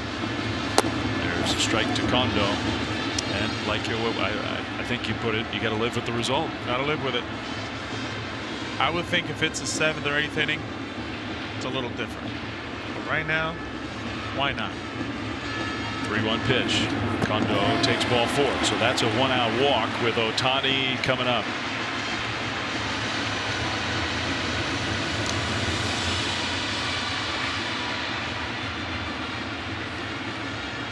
Well, your point at the start of the telecast yonder was that Japan's got a lot of great hitters. We've seen them in this tournament, but you just have a hard time thinking you're going to let this guy beat you in a championship game. Well, in the prior at bat, Freeland really was on the slider, the cutter, not too many fastballs. Ohtani chased one. That's the first fastball he's seen from Freeland. Boy, it was up and in, riding at you. He's not picking up Freeland well at all. And that's like, you rarely see Shohei with those types of swings. Yeah, that might free Freeland up a little bit to go after him. Snaps a throw to first. Kondoh has got to be careful. Freeland's got the good pickoff move. That's been the go-to. Left on left. They've been going in. JT's been calling the fastballs inside on a lot of the left-handers. The 0-1 to Ohtani. A little bit high. You got to be able to throw in and make sure it's in. It's a dangerous situation to play with. Go soft here.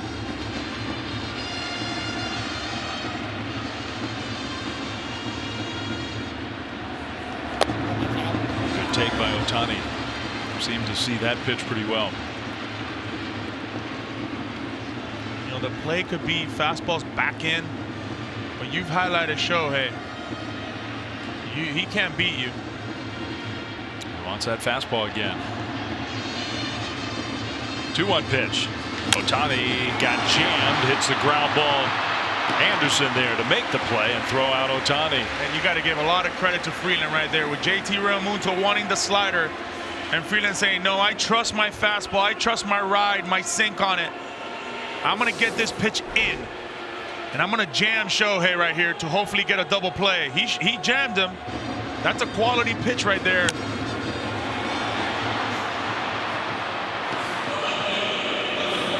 That's just a pitcher executing his game plan. That was. And I think you're right to point out it takes a little guts. JT Realmuto is one of the great catchers in the world. And you shake him off to go with the pitch you want. That's what you're supposed to do. It's you're the pitcher. You're throwing the pitch. But I love it. I mean, that's just, if it tells you anything about Freeland and who he is and the grit and desire he has to pitch for Team USA, it's right there in that at bat. But now he's got to get through Yoshida, and he misses high and tight, ball 1. Because on that ground ball, Kondoh moved to second. So runner in scoring position. Japan already ahead 3-1. Yoshida takes ball 2. He's looked. He's seen everything. We talked about it yesterday, how it felt like every at bat he was 2-0. He was protecting the strike zone. He really does a good job of swinging at the right pitches. And once again, got to be very careful here with Yoshida. Kyle Freeland, a check at second. Really a long look back there. Yoshida takes a strike. Hey, there's really no break in this lineup for Japan. And all these guys do all the things well. I think especially when you have that runner out there in scoring position. That's when they go to work. They make it very hard on the pitcher.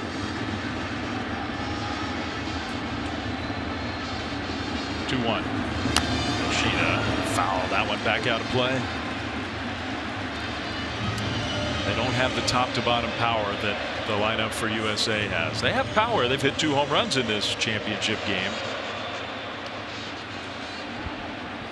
Well, the question becomes for Mark DeRosa, if he gets out of this inning, do you bring him back up for the bottom of the 6th in Freeland? You got a very healthy bullpen right now and starting a clean inning. I would think he would go to it. Here's the 2-2. Yoshida, topper, right back to the mound. Kyle Freeland has it, and he throws him out. Clean inning. Perfection for Mr. Freeland, Denver's finest. What a great inning by him. Moments ago, right in front of me, Shohei Ohtani walked from Team Japan's dugout to the bullpen. He is going to be able to prepare to potentially enter this game late, and it's an extraordinary scene. Dave and Yonder, you think back to when Team Japan won the World Baseball Classic in 2009. That was with Daisuke Matsuzaka as the starter and Yu Darvish closing it out. The possibility exists tonight, gentlemen, that we could see Ohtani on the mound against his Angels teammate, Mike Trout. All right, JP, I mean, it's hard to imagine what that's going to feel like if he comes in the game. For now, Hiromi Itoh will take over for Japan, the 4th pitcher of the night. A team that's relying on speed and power stuff. This is a guy who's really not a hard thrower. He's got an ephus pitch, which he's quoted on wanting to use in the World Baseball Classic. We saw both Darvish and Ohtani out there. First pitch is low to Trey Turner. Yeah, he relies a lot on off-speed pitches and deception, trying to fool these American hitters. Turner has hit another home run tonight, his 5th of the tournament. Fastball, got the strike at the knees, 1-1. So he's got enough velocity. That one at 93 miles an hour, at least to plant the seed. Yeah. 1-1. Turner off the end of the bat to left field. Yoshida, 1 away.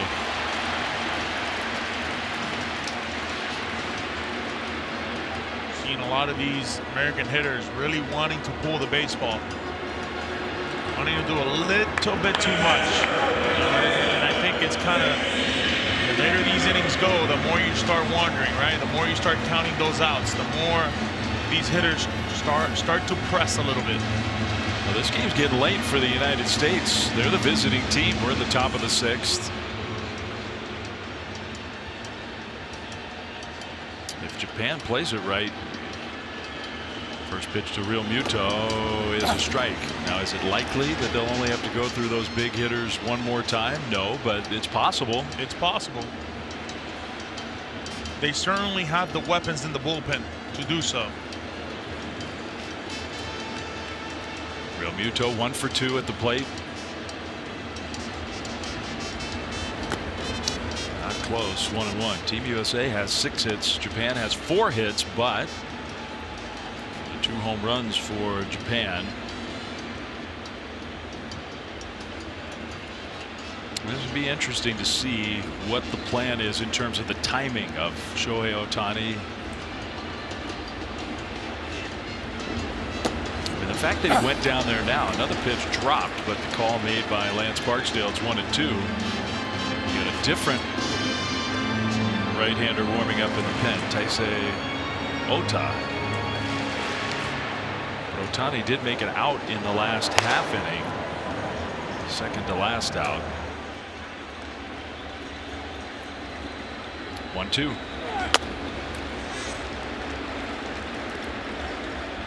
So you just try to think along with the manager how it's just complicated. Ohtani has not pitched in relief since 2016 in any setting. So in terms of balancing his job as a hitter and also trying to find a way to get him ready to pitch, it's delicate.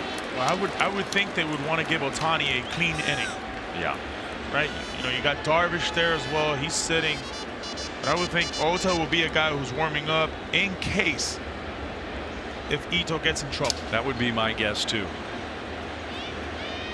And but maybe Shohei targeted for the 7th. Oh, yes, the 7th.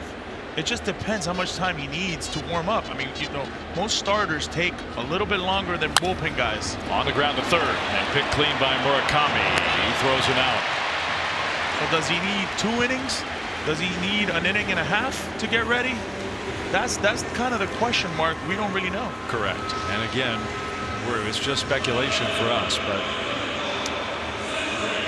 I'm only thinking that his manager sent him out there now. So it kind of makes you think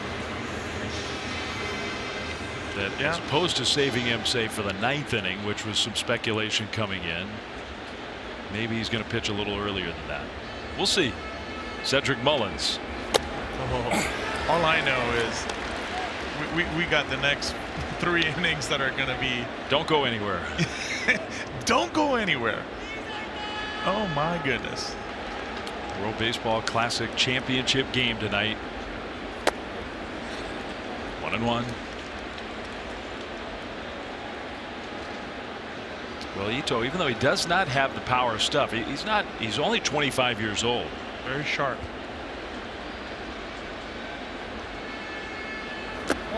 2-1. But he's definitely not. It's interesting he's in this game because he definitely was not circled as one of the pitchers most likely to pitch in the big time pressure spots. But here he is. 2-1. Foul ball. It's 2-2. Oh, he's got the eephus pitch. Very, very gutsy if he wants to try it here, but he's been going with the slider. Oh, he's got a good fastball.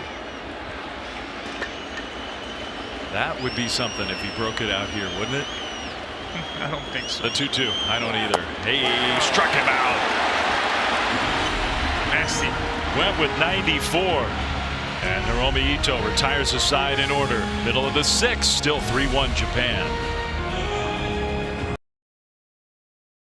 Closing in on the end of what has been a tremendous showcase for the game of baseball around the world. Samurai Japan against Team USA.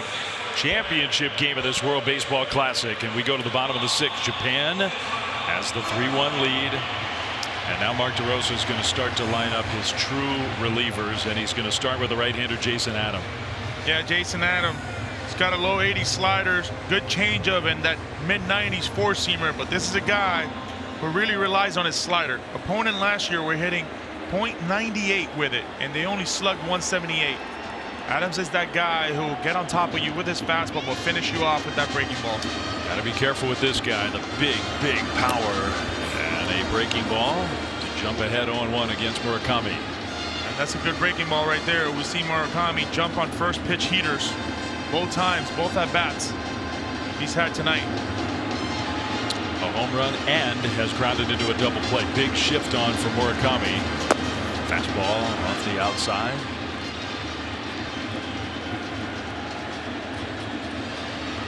Trey Turner's the guy who's gone out really to play shallow right field.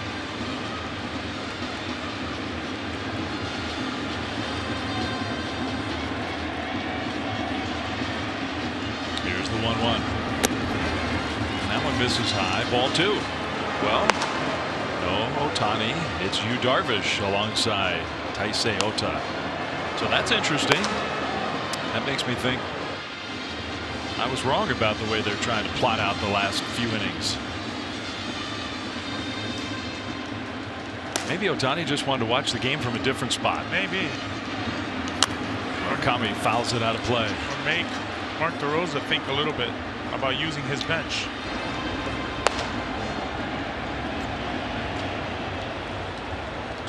Again, we don't know exactly how even Yu Darvish is allowed to be used.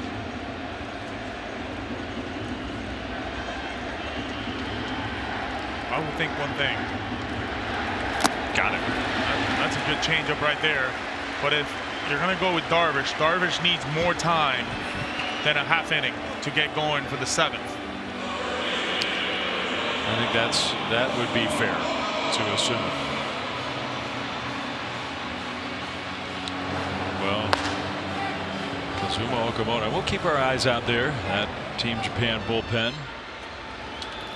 Meanwhile, Okamoto, who has hit a home run in this championship game. He's 2 for 2. He scored 2 of the 3 runs, so he's having a big night. Takes the breaking ball for a strike.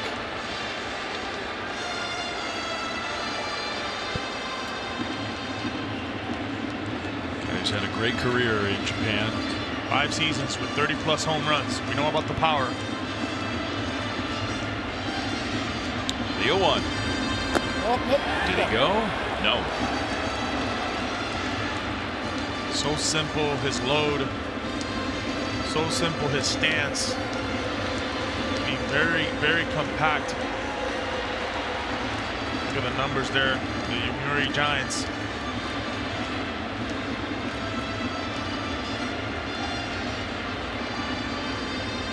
The 1-1. That one is hit down the right field line. It's going to slice though and make it back into the seats. Very compact to the baseball.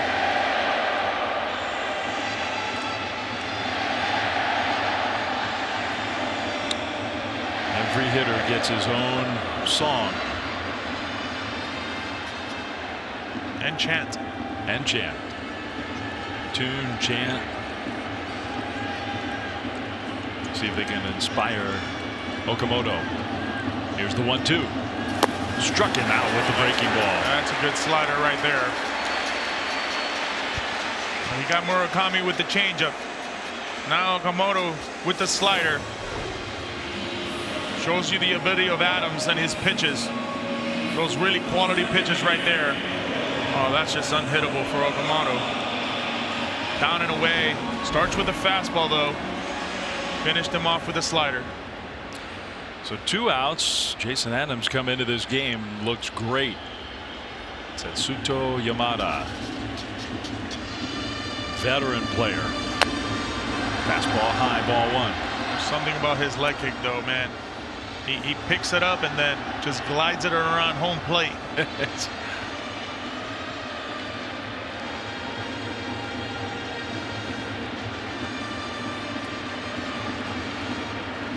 Goes the leg. Makes a slider, strike 1.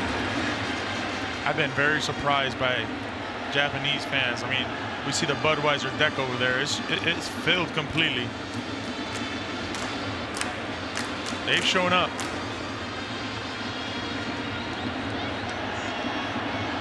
There's the 1-1. Missed with a breaking ball outside. So Yamada ahead of the count, 2-1. The power for Japan mostly not here in the bottom part of the order. Yeah, I would think he'll challenge him here with the fastball. I would think so. Jason Adam. His 2-1 pitch. He didn't. He threw the breaking ball and fooled him.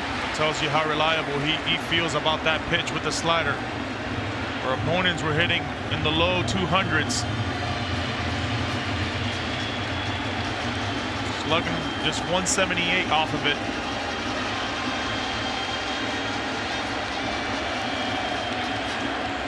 Jason Adam ready. And the 2-2 pitch. Down and away with the slider again. Well, I mean, I agree with you. The principle is sort of the same, but he trusts that breaking ball big time. Whatever it is, he needs to throw a strike.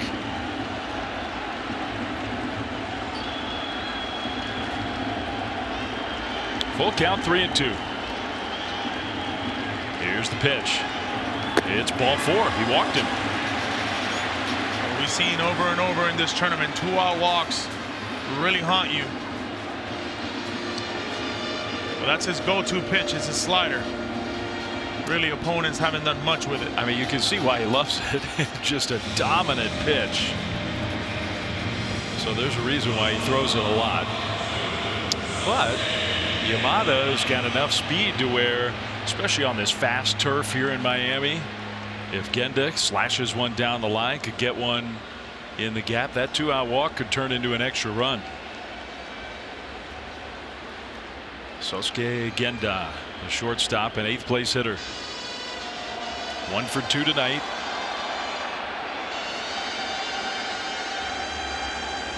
The runner goes. Pitch taken very high. Realmuto's throw. Slide. Safe at second.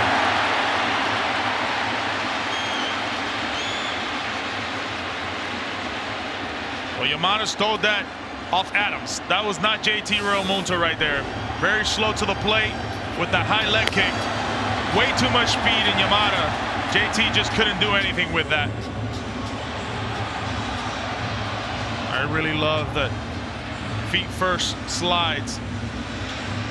Good hard tag, but just too much speed right there. So that's big. That walk essentially turns into a 2-out extra base hit. That's why 2-out walks are dangerous, especially with a guy like him. A lot of speed. So now Genda a chance to just flip a base hit anywhere and add to the lead. This is when he'll make you work right here in Genda.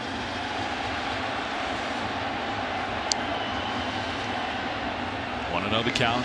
Adam looking back to second. Now throws. Slider misses high. The one thing about Genda is they've been going hard on him. You understand he's got the broken pinky, so hard is the play. Problem is with Genda, he's understanding that as he's hit some balls to the left side of the field. Big hole out there in left field.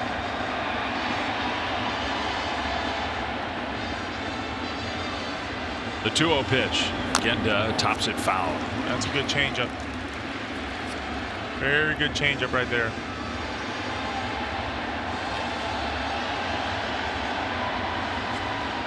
Real pressure pitches now for Adam. Because I'm sure Team USA, all the power on their offensive side, they're feeling that they can't fall another run behind. 2-1. Here's the pitch. Way outside.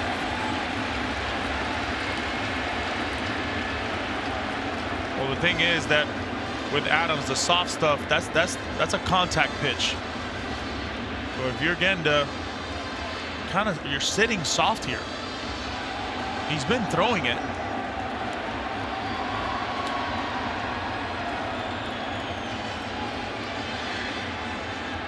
Here's the 3-1. That is ball 4. So back-to-back walks, and that was an easy take. 2-on for Japan with 2 outs. I wouldn't mind a mound visit right here. Kind of slow everything down.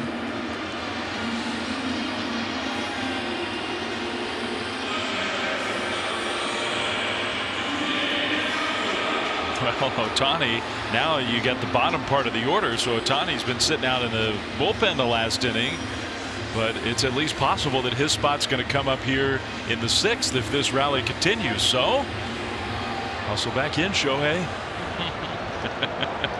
Little League Baseball. In a championship setting.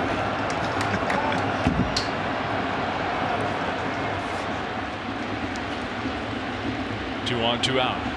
No visit to the mound from Andy Pettit, the pitching coach. Now a breaking ball that goes over the head of Nakamura for ball 1. Jason Adam right now having a hard time with his command. Nakamura has already walked in this game. He got the leadoff hitter on deck.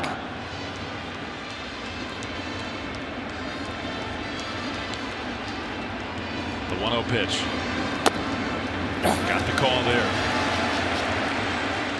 Well, that's a much better slider right there. Now Darvish, to his favor, they've taken a longer time in this inning. Yeah, he's had a lot of time. Now it's hard for us to know, we're not down there, but he's had a lot of time to get ready. The 1-1 pitch, way outside, ball 2. Adam struck out Murakami, struck out Okamoto, the big power hitters, and now 7, 8, 9 hitters, 2 straight walks and a 2-1 count to the catcher Nakamura.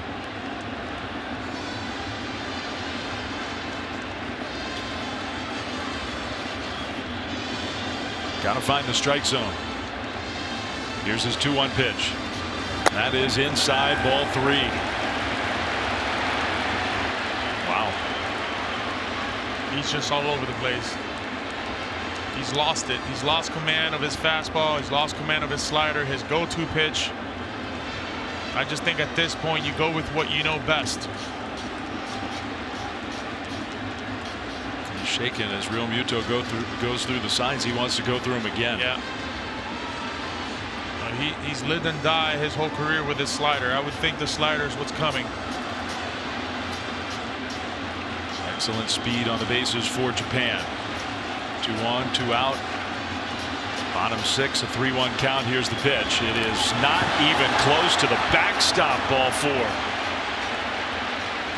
So with 2 outs and nobody on, Jason Adam has walked the bases loaded. And Team USA's bullpen this whole time has been quiet. This is his inning. Yeah, they don't have that pitch, not even close, and you say that's his comfort pitch, that's his bread and butter. Yeah, it's just not even close. I mean, one issue for Mark DeRosa and Team USA is there are not a lot of pitchers that have the green light to come in an existing inning. Almost everybody has that restriction where, okay, you can use him, but you got to start an inning. Kendall Graveman is one of those who can come into a game in the middle of an inning, but he's just starting to get loose. And meanwhile, Jason Adam cannot be a good feeling. Maybe Andy Pettit can spot something and help him. Well, we know one thing. Every time Andy Pettit has gone to talk to his guys, they've delivered. They need him the most right now in Adams. This game has got to stay 3-1 if USA is going to have a chance. Lars Nootbaar 0 for 3, but with a run batted in. Bases loaded, 2 down. Against Adam. And he finds the strike zone with that first pitch. That's a really good changeup right there, boy. That just, it kind of takes everybody's breath. Okay, now we can relax. Lars Nootbaar, the first player born outside Japan to play for Team Japan in the World Baseball Classic. In a huge moment, the 0-1. That one is up high. Same pitch, different result, 1-1. And one thing that Lars Nootbaar is known for in the big leagues is patience. He typically makes you find the strike zone. Those are the runners. A walk forces in a run. Here's the 1-1. That is a strike. He got the breaking ball in there, 1-2. That's a good fastball. That's a good slider right there. He's gone back-to-back changeup with the slider. Live and die soft. Huge moment in the game.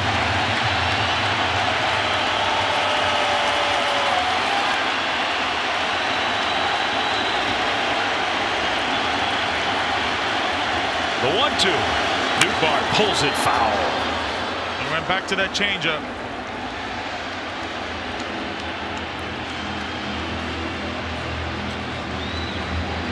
I would like something soft once again, but you really got to trust JT Realmuto in this at this point. Really got to believe in him. This pitch got to be down. Again, with the bases full, another 1-2 pitch.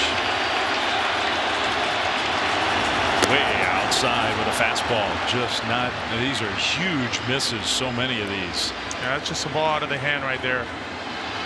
For Nootbaar, that's just a okay. I'll take that for a ball. Now look at that. He's thrown 30 pitches already. Only 13 strikes. Now it's 2-2.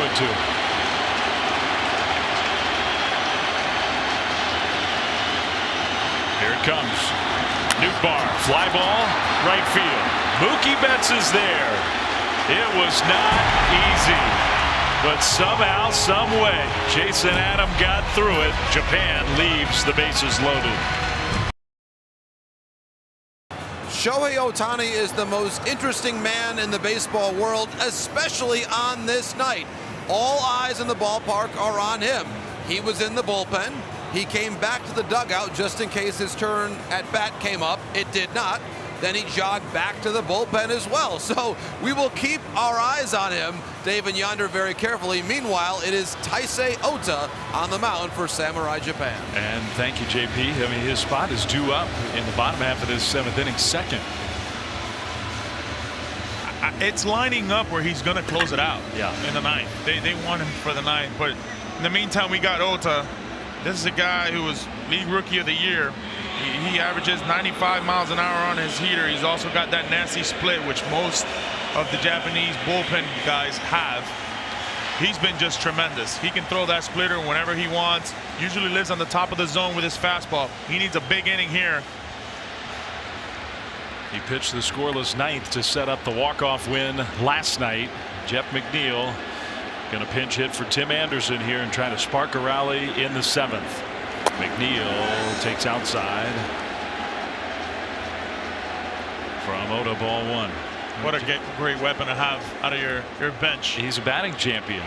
Mark DeRosa feels bad. He just hasn't been able to use him that much. They've seen a ton of left-handed pitching. That was close, but call the ball. Or Lance has been tight all game. Yep, it's a small strike zone. But a walk would be a huge play. Bought himself a fastball here. You would think so. Top of the order up next. And he gets a fastball, but not close. 3-0. 7th inning is usually where you win or lose a game. Well, and we saw the green light with Schwarber up with 2 on. There will not be he'll be taken here. Down 2.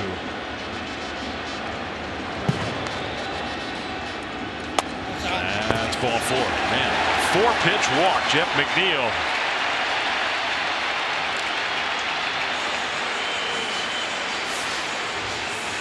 As we speak, the World Baseball Classic Championship trophy is being engraved. What team name will go on the front there? Definitely hanging in the balance, and that was a good start for Team USA here in the 7th. One thing we know, though, with both of these teams, they have not hit with runners in scoring position. USA 0 for 5, 7 left. Japan 0 for 4 with 7 left. Somebody's got to come through. Mookie Betts takes strike 1. So Ota got the call that time. Dave, this is the inning we call the bridge gap. You got to bridge this inning. Very important inning for both teams.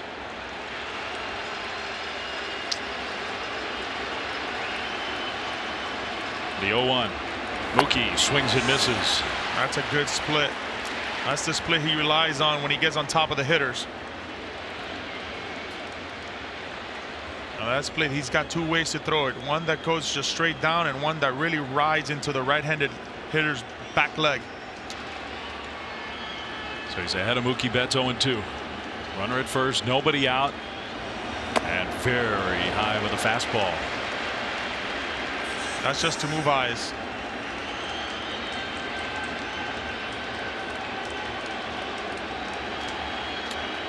That's what I like to call the setup pitch for the next pitch. See if he set up that splitter. 1-2. He throws. Betts line drive, base hit. Just hit it too hard. Past the reach of Genda. And Team USA has 2 on, nobody out with Mike Trout coming up. When we talk about that setup pitch on the fastball up in the zone, Mookie Betts has seen that way too many times. Setting him up for that splitter. Well, guess what? Mookie was absolutely ready for it. What a rocket to left field. Here we go. Runners in scoring position on your bridge inning. These are the innings where you win them and lose them, and you have the best hitter in the planet, Mike Trout.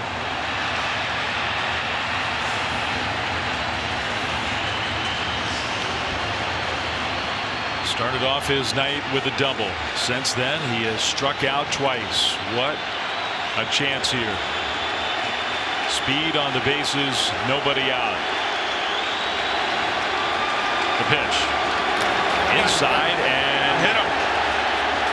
I think it hit the bat. Oh, what a break for Japan. Big time. I was with you. I thought it hit him, but I think it glanced off the bat. And that hit the knob. It did. What a break.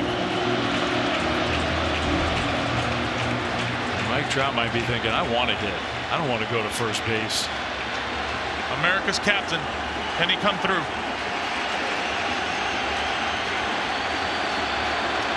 Ohtani's been all over the place here. The 0-1. Trout, line drive right field. Kondoh leaps forward to make the catch. That one almost fooled him. Maybe the lights, maybe the spin on the ball. A huge first out to get through Trout. You want to talk about hops in the air? The hops are the lights, and I think he was playing the lights the whole time. Didn't see it really well off the bat, but had to wait to get in the right angles for that ball to be away from the lights. Good play. Still not out of it, though. Absolutely not. Now USA 0 for 6 with runners in scoring position. Paul Goldschmidt comes up here. He's 0 for 3. 2 on. Now 1 out. Goldschmidt over top the splitter. That splitter. That is a tough first pitch.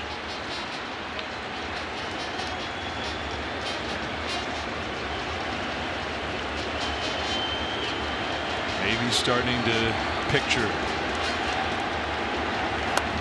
Swing and a miss. 0-2. Got him to chase. All day he's seen a steady diet of splitters.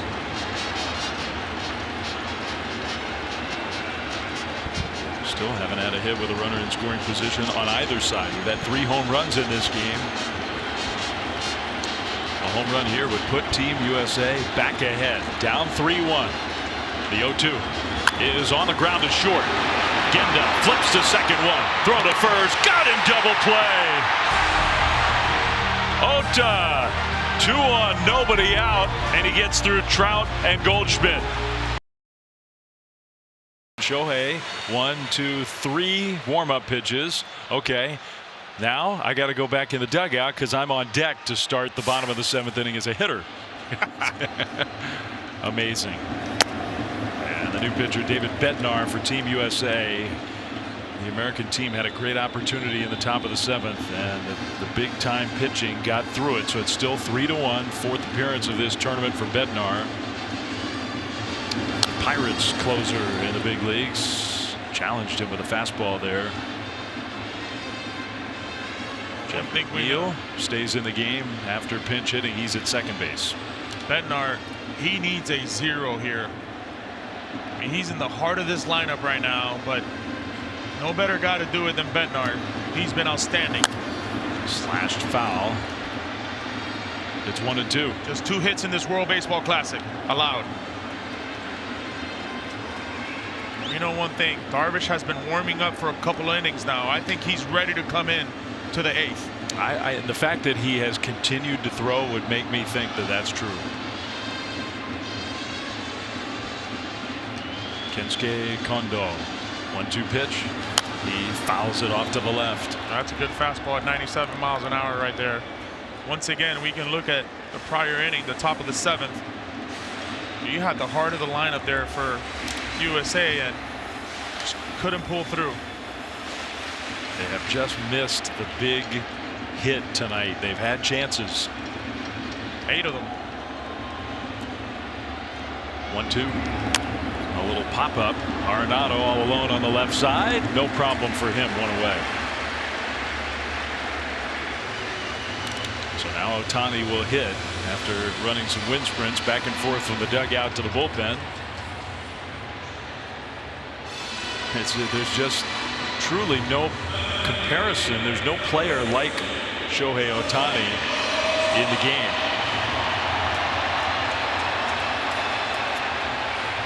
And on a night where he may do both, hit and come out of the bullpen, not just as a starter, it's a little complicated. Ohtani takes ball 1.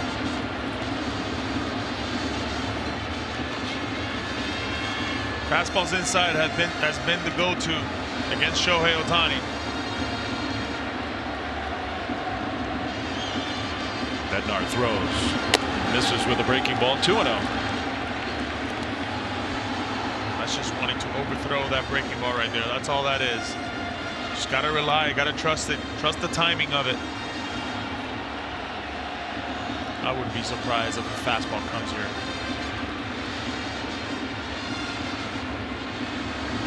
Fastball, foul back. Oh, I love this. Probably the best fastball he's seen all night in Ohtani.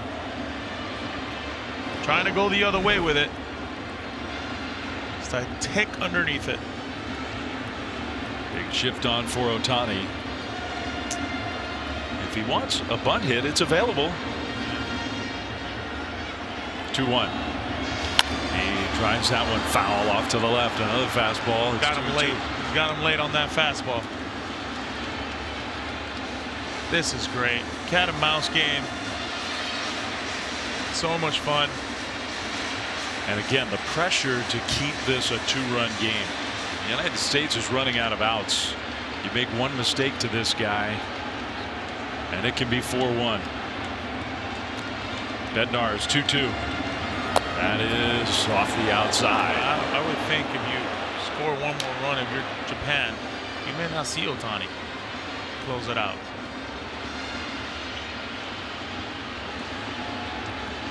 Full count now.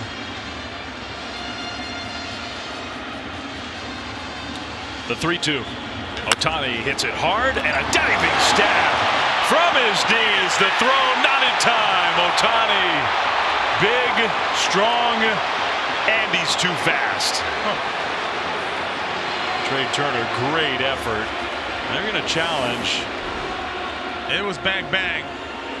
What a great play by Turner right there. For one hop, look at Goldschmidt. Let's see. Whoa. Oh. That's as close as it gets.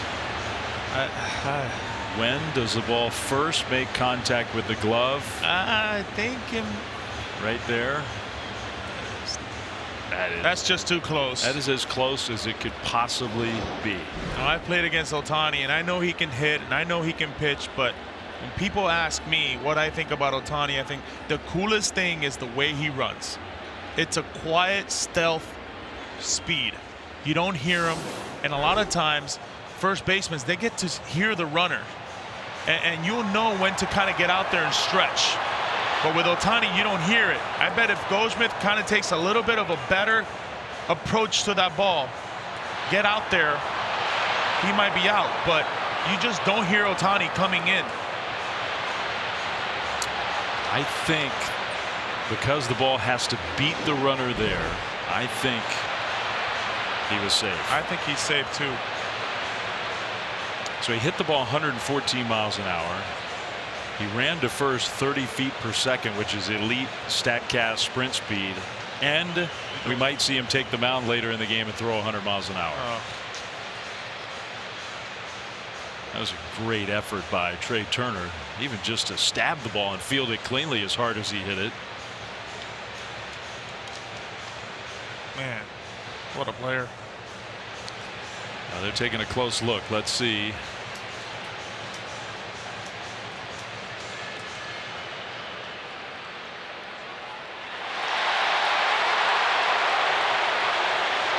Even without the microphone, the call safe. The play stands. It's the bottom of the 7th inning, and really no risk, or very little risk, in asking for a challenge there, using a challenge.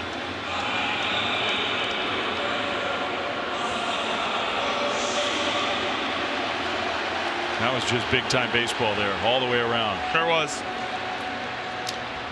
And now a 1-out base runner for Masataka Yoshida. Relatively quiet game for him, considering how well he's been swinging the bat. And it's not out of the question that Ohtani could try to steal a bag.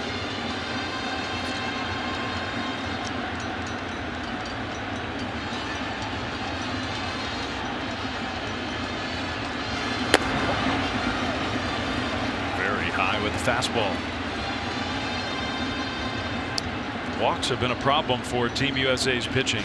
They have been. I just think if you're Ohtani, you're staying put right now at first base. Give that hole to Yoshida. High fastball. He took a chance right there. 1-1 on the count now, but that was a fastball count. 1-0. Wanted to see it up. He got it up. He went at it.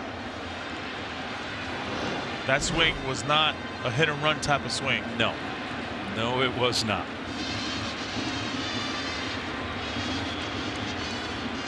Here's the 1-1. All back. That again was a big healthy cut, and Yoshida's talking to himself. Yeah, but that's why you throw those fastballs, to avoid the rollovers to first base. There's a big hole at first base. If there's a rollover, Ohtani's going to third. Now you got first and third with 1 out. That's troubles.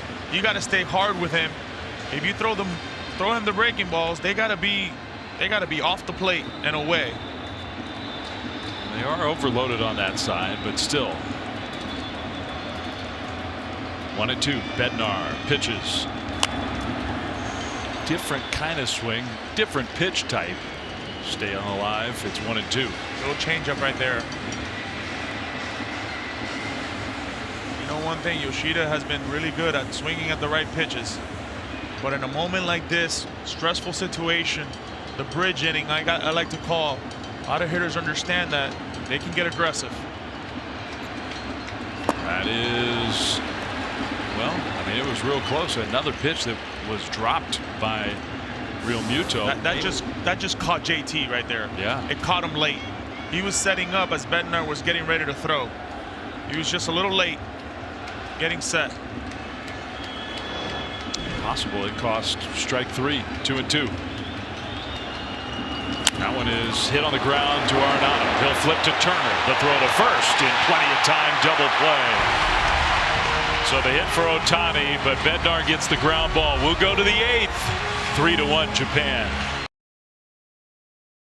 Samurai Japan, 6 outs from the title. Standing at the plate right now, Nolan Arenado, who in his career has a .400 batting average, 8 for 20 against the man on the mound, Yu Darvish. What a journey he has had. He was on the mound when Samurai Japan last won the World Baseball Classic in 2009. That was still a couple years before he arrived and made his debut with the Texas Rangers. Dave and Yonder, this is one of the moments we've been waiting for. Indeed it is, and it was only a year after that World Baseball Classic championship that Darvish was a part of that he pitched out of the bullpen for the final. He has not pitched in relief since he was pitching in Japan in 2010. It's been a while. Well, He's up for the task. I guarantee you that. You know, you talk about Shohei Ohtani being kind of that legend for Team Japan. Well, Yu Darvish is right there with him. They admire him. They love him. He is one of those guys that they look up to. He is also a guy that these United States hitters have seen plenty of. There is a little more familiarity, a little more, but there's also a lot of big time stuff. And look who's back in the bullpen and climbing back on top of the mound. First pitch from Darvish wasn't particularly close. Ball 1. And the knock on Darvish is just that. Likes to nibble a lot. You see the games there and the starts for both leagues in Japan and Major League Baseball. Never pitched in relief since coming to the big leagues. Arenado to center field. Nootbaar is there. 1 away. And frustration for Nolan Arenado. 1 out here in the 8th inning. And one thing we know about Darvish too is he's going to nibble. He's just not going to give you what you want. In counts that you want him, he just won't. He won't give it to you. He'll go slider. He'll go fastball. He won't just say, all right, let me see what you got here, and he'll just throw you a heater right down the middle. He's always going to be nibbling. So now Kyle Schwarber 0 for 2. Strike 1. Schwarber. Yeah, a lot of backwards pitching. Where you think you have a fastball, you won't get it. Where you think you're going to get breaking ball, you'll get the fastball. He throws. This is outside. One of the moments of this game was the last time that Kyle Schwarber was up. 2 on, 2 out, a 3-0 count. He got the green light. And he flied out. One thing we know though, he's slugged up Darvish in the past. 2 homers off of him.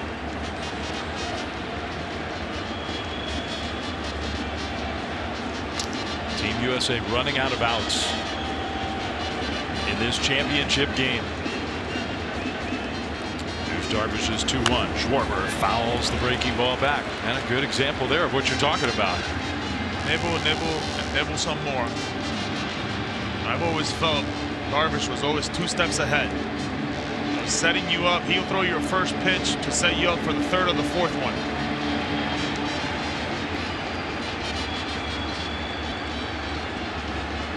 Now it's 2-2 to Kyle Schwarber. Here it comes. Schwarber blasts 1 foul. My goodness. That's what I wanted to see with the 3-0 green light. Yeah. It's either out in front or not swing at all. Easier said than done, obviously, but just the yonderisms. 2-2. Darvish throws. Schwarber pulls that one foul on the ground this time. One thing I've noticed from the past by facing Darvish is the longer you go into the bat, the more comfortable you get with the spin.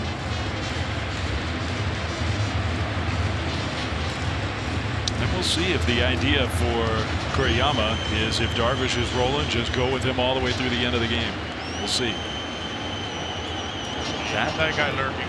That guy is definitely lurking. 2-2. Schwarber hanging in there. Another foul ball. I think when you look at this game and what has transpired, just really good pitching overall. Really good defense. He's got a lot of weapons. But this will be the 8th pitch that Kyle Schwarber has seen.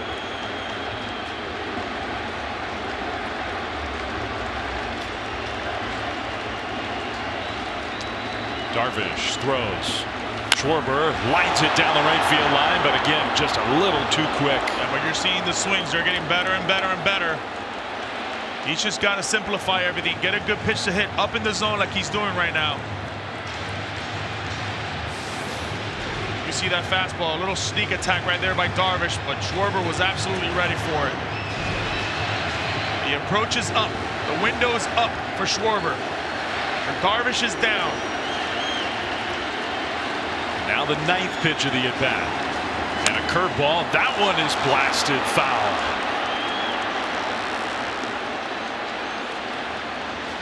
He's got him set up for a splitter here. That's the pitch to go to if you're Darvish. If you're Schwarber, though, you got to think up. Continue to think up and really trust your eyes and hands.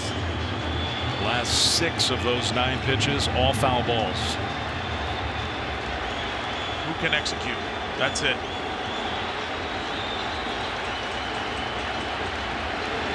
Tenth pitch of the at-bat. Here it comes. Schwarber drives it to deep right field. It is gone into the second deck.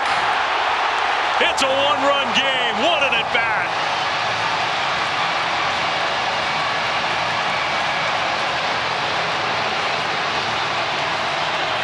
Dave, the longer the at-bat, the more hope for Team USA. Schwarber cuts the lead. What a swing, what an at-bat. He got the splitter, he was set up for the splitter. The splitter was up, and Schwarber did not miss it. What an at-bat, what a swing, what a change of possibly momentum. 10-pitch at-bat, 430 plus feet, 1-run game. Now Trey Turner. He takes a strike. Wow, that just lit this ballpark up. Totally has changed the feel of this game. One swing. The 0-1. And the dirt. There's that split. The split was all about executing. Darvish did not. Schwarber did. What a big swing. And the salute. Team USA is alive. They needed a swing and they got it. Now their home run leader, Trey Turner, fouls it back to the backstop. He had a fastball to hit there.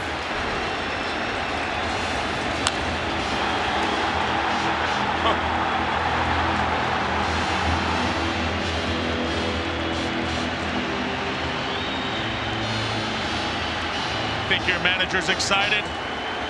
You think Rocky's excited? 1-2. Turner pokes one right center field. That's going to be a hit. Trey Turner's got speed. He's going to slam on the brakes as Nootbaar got to the ball quickly. But one of the fastest players in this game is aboard as the tying run. Oh, he's going to test them all right. You can definitely run on Darvish. At some point here, he's going. You see a little slurve right there that Darvish likes to throw. Look how he gets down this. Oh, man, that's beautiful. Beautiful. No leg kick, no two-step. He just widens it up and he says, it's my hands and my eyes against your best stuff. Bring it. Hand-eye coordination is better than your pitch. Now the big-time pressure on the defense for Japan as Ohtani continues to get loose. Hey, Darvish. I know Cedric Mullins is up next. At this point, the Rhodes has got to be talking into his dugout, saying, okay, who am I going to get in a big spot? It's a good chance for a guy like Pete Alonso. Yeah, we'll see. Mullins at the moment in the on-deck circle. First things first, JT Realmuto. Turner at first, not going on this pitch. Realmuto pops it up behind shortstop. It's Genda, and he will catch it. That's out number 2. That's a big out for Darvish in Japan. And it will be Cedric Mullins. It will be Cedric Mullins.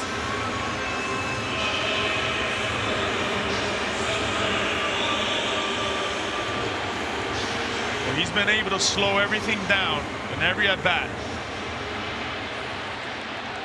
Off speed's in play here for Cedric Mullins. You have Kyle Tucker available, but not 100% and not available to play the field. Turner's got to take a shot. Let's see if he goes.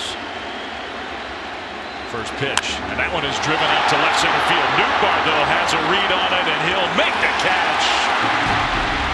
Realmuto and Mullins each gone on one pitch, but one swing of the bat has made this a 1-run game. What an at-bat from Kyle Schwarber. We'll go to the bottom of the 8th. It's 3-2 Japan. This is how the night began. Mike Trout with the stars and stripes. Shohei Ohtani carrying the Japanese flag. In our dreams, we thought that a matchup like this could be possible. Ohtani on the mound, his friend and Angels teammate in the batter's box. Well, Dave Fleming, Mike Trout is due up third in the top of the ninth, and Shohei Ohtani is expected to be on the mound.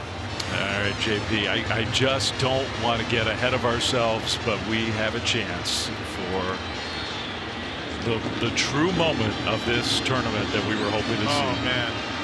First things first, Devin Williams got to keep this a one-run game. And that's not easy against this hitter, swing and a miss for strike one.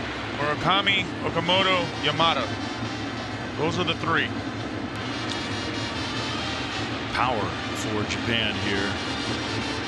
The power of Schwarber has made it a one-run game. The one-strike pitch. Swung on and missed. That changeup is so good. As Murakami's got the good swing and the power, Devin Williams got the changeup and the good turn on it. That is just nasty. He can tell you it's coming and you still won't hit it. 0-2. Man, he just absolutely abused him. Well, we know these Japanese pitchers have really good split. Devin Williams got the best changeup in the game. It is not fair because he's got 97, 98 in the tank as well. You have to respect them both. Now that's the Triple Crown winner for Japan, who blasted a 430-foot home run earlier in this game, and Devin Williams made him look bad. So now Okamoto, who was also homered tonight for Japan, he takes ball one.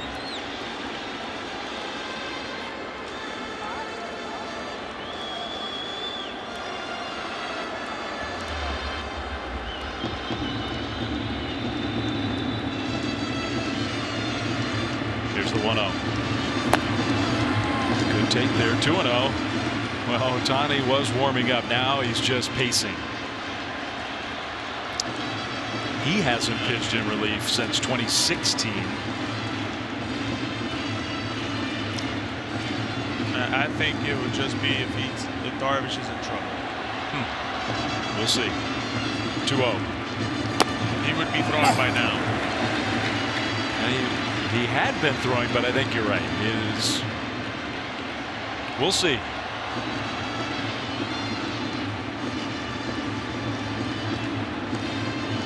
2-1 to the first baseman, Okamoto. He pulls that one foul. It's 2-2.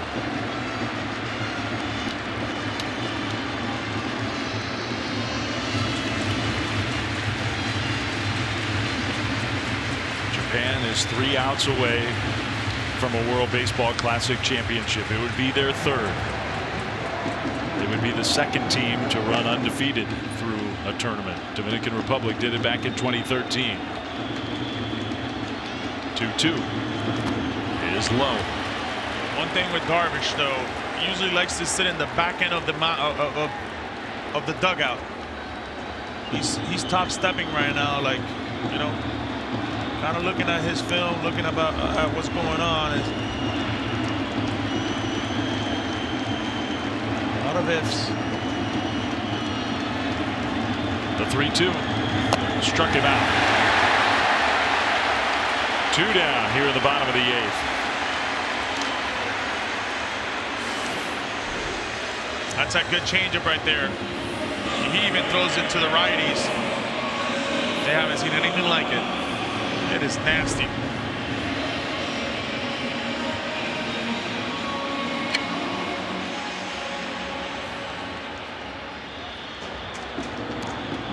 Meanwhile,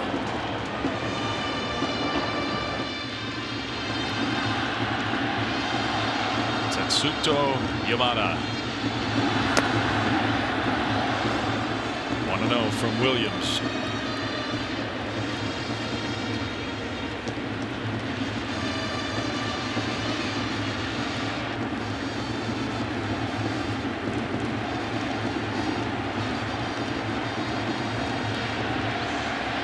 Here's the 1-0.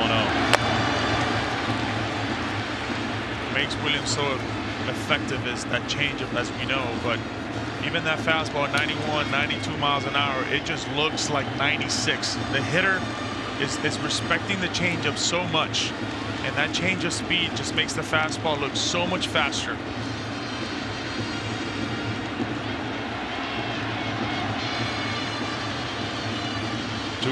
Williams throws a strike. That's why you see those takes even in hitters counts, because he can throw that changeup whenever he wants. More than not, a regular outing, I would tell you, okay, 2-1 right here. A lot of changeup counts for him. But will he stick with a heater? Here's his 2-1.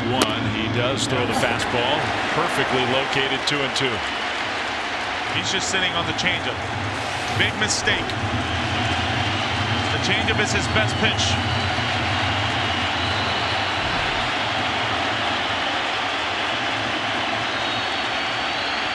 Kevin Williams with the 2-2. And Yamada takes a ball. The changeup off the inside. I wouldn't mess around here.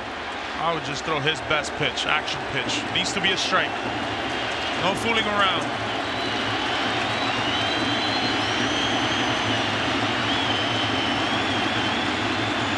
The 3-2.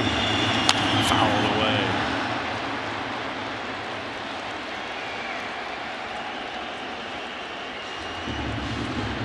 Let's go down to JP.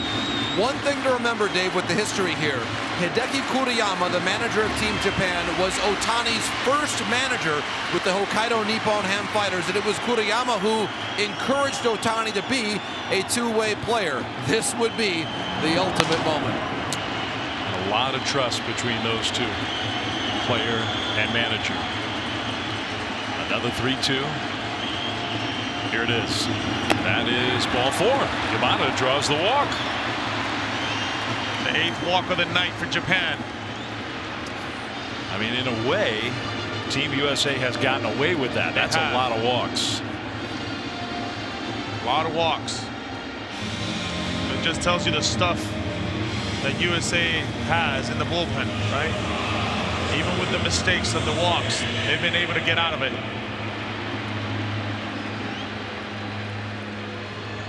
To their credit, a lot of the walks have been to Yamada, Genda, and Nakamura. 7, 8, 9 hitters. Genda has a hit and a walk. The great defensive shortstop. Last time Yamada was aboard, he immediately stole a bag. He runs. No, he started and stopped. And Genda takes a strike. He must have either stumbled a little bit or thought he didn't get a good enough jump, because he was going. Oh, that was just a fake push right there. Let's see if we get the real deal here. He runs. Pitch taken low. The throw. The tag. Not in time.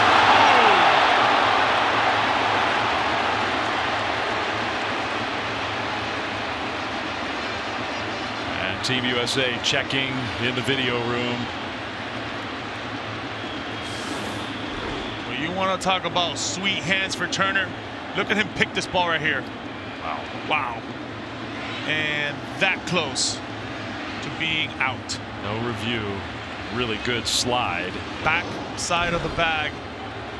That's where you want to slide. But it could have easily been a runner on third. Turner was able to trust his hands right there. Great throw. JT Realmuto's got the fastest exchange and release probably in the world. He did everything possible, especially with a changeup call right there. Oh, I tell you, Japan plays so clean. They do everything right. The little things, from even sliding. We'll make the same point we did in the 6th. Now you're a base hit away from an enormous extra run. With Team USA down to their final 3 outs. 2 down in the 8th. Here's the 1-1. Genda swings over top the changeup.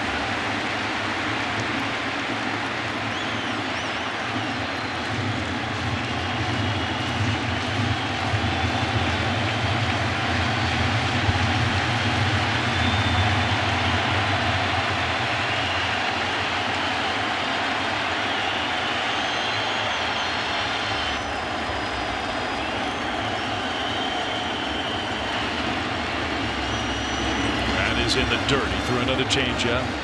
Good block there by JT. Staying real soft with it. One leg down. It's just a field block right there. A lot of times you get really hard coming down on the block. He just trusted his instincts on it. Staying very soft with it. 2-2 though, action pitch right here. He's got to get a swing.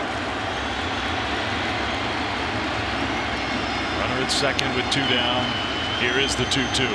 Genda on the ground to third. Arenado has it, throws to first, and just in time to get him. And that was very close. Japan, I think, wants to take a look to make sure. Team USA leaving the field. Mike Trout due up third in the 9th inning. Arenado, did he get him? Yeah, he got him. So here we go. Japan 3 outs away from a championship, and look who's coming in to pitch. We're going to get Ohtani versus Trout in the 9th inning of this title game.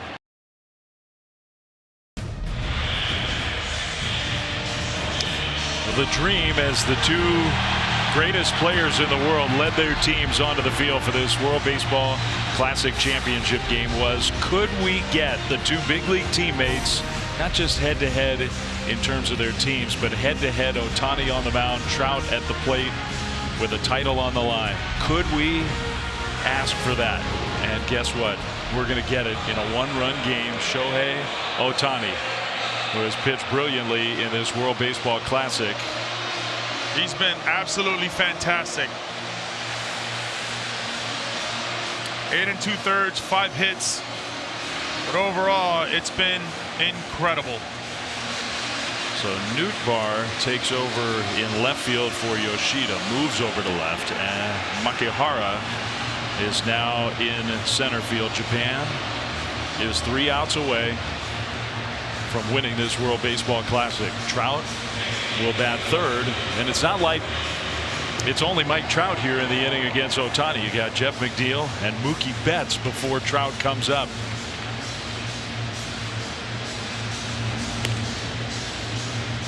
And you just can't ask for anything more than this. It has been an amazing tournament of one great game after another, with the greatest players in the world going head to head. Here we go. Now Jeff McNeil, who walked in his first plate appearance tonight, in some ways kind of the perfect guy to have leading off in a 1-run game. Absolutely. I would want McNeil here taking 1 pitch. Make Ohtani show you a strike. Ohtani doing something he hasn't done in a long time. His first pitch is ripped foul. There was no taking. He had a pretty good swing. Pretty good swing right there on a good slider.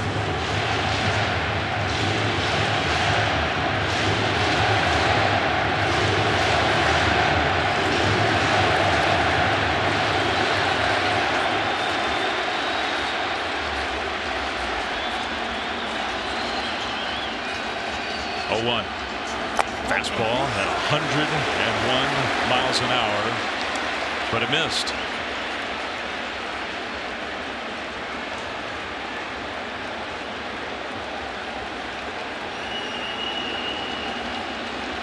It's just so unbelievable to watch a guy with this magnitude, all the stuff he can do.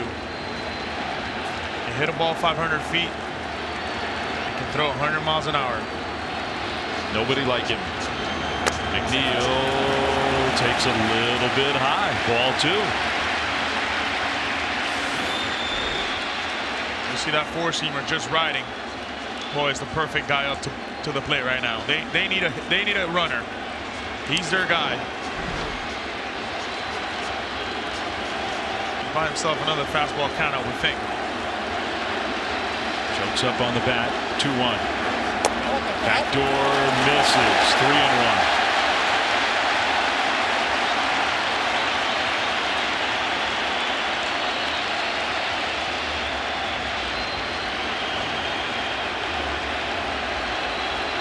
What an at-bat.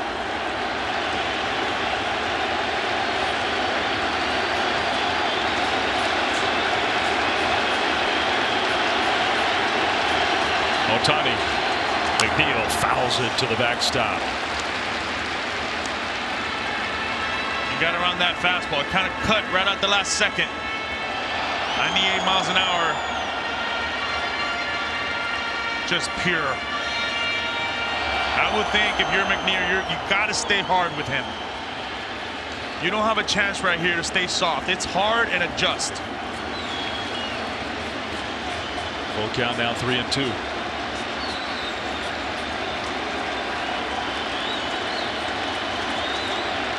Here's the pitch. McNeil pulls it. Foul. Well, he did adjust. Gutsy for Ohtani right there to go with the slider. Little backdoor slider. McNeil, to his credit, he was sitting hard. He adjusted well right there. Elite. We've seen some elite hitters today. Wow. And yet the pitching has been brilliant too. 3-2 here in the 9th inning. There has been.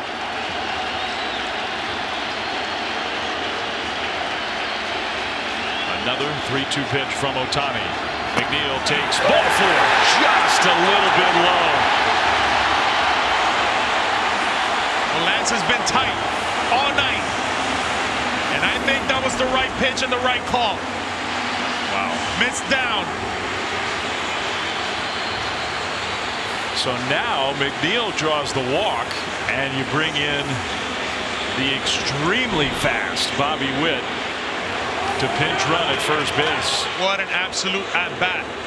And Mark DeRosa talked about it tonight. Bobby Witt can steal a bag whenever he wants. They need a bag here. Bobby Witt's the guy. With the hitters up, you just wonder, are they willing to risk that? We'll see. Mookie Betts and then Trout. 1-run game, 9th inning. Betts takes a strike right on the outside corner.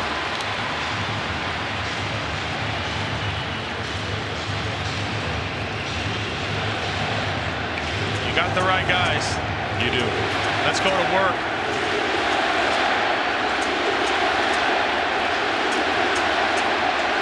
Here's the 0-1.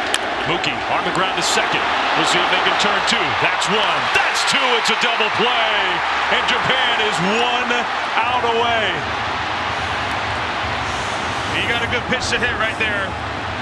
Well, we said it since the beginning of the start of this game. Japan will do everything right to win a ball game. And they're 1 out away with their leader, their captain. Mano a mano right here. USA's captain versus Japan's captain. First time they've ever faced each other. They've been teammates for 5 years. The best against the best. Ohtani to Trout. Ball 1. We waited a long time to say that. Speechless. Not much to say, but enjoy. Let's do it.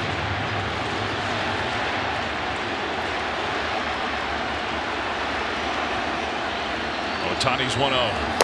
Going by at 100 miles an hour. Is this fun or what? Japan hoping to celebrate. USA looking for heroics. Ohtani's 1-1. Trout takes off the outside. It is unbelievable. It's 100 miles an hour cutting. Now that pitch just cut.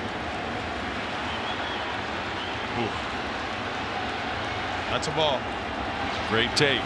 So this take though, he's giving him the heater. 2-1. Here's the pitch. Trout swings and misses. Pure challenge. I wouldn't want it any other way. My best stuff against your best swing. All right. Here we go. USA down to its final strike in the 9th inning. Ohtani 2-2 to Mike Trout. Here's the pitch in the dirt at 102. Baseball wins tonight. A matchup we've all been wanting to see.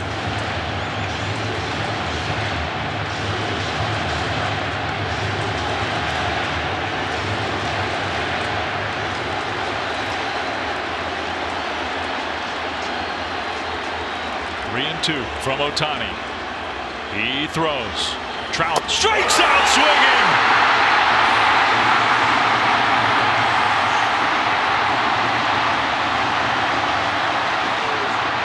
Ohtani and Japan celebrate a World Baseball Classic championship.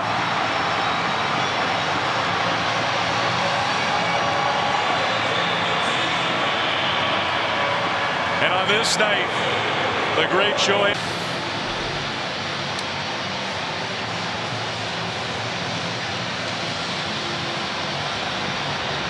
You see the emotions right there.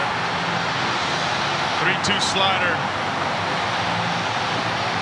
against his teammate. Mission accomplished for Japan. USA with 9 hits. They out-hit Japan 9-5. One more home run from Japan. I don't know if we saw that coming. Just a little more power. And for the USA team, the greatest collection of players in the world, but you can see the disappointment. A lot to be proud of. They sure have a lot to be proud of.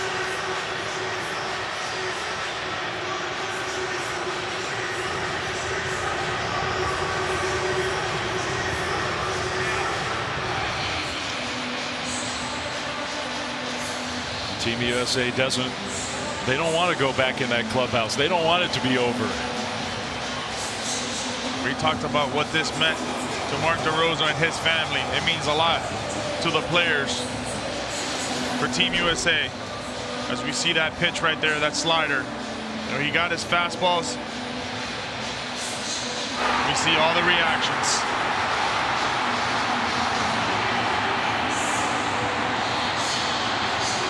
Just amazing. Softball Confederation President Ricardo Fracari.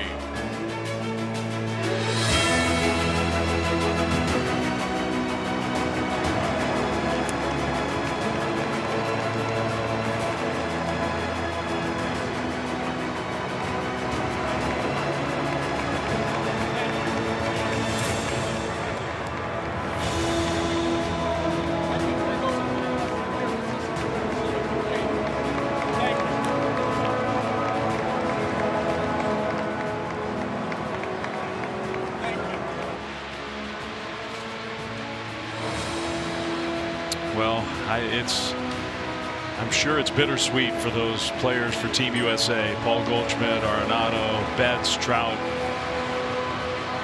They wanted that other medal, but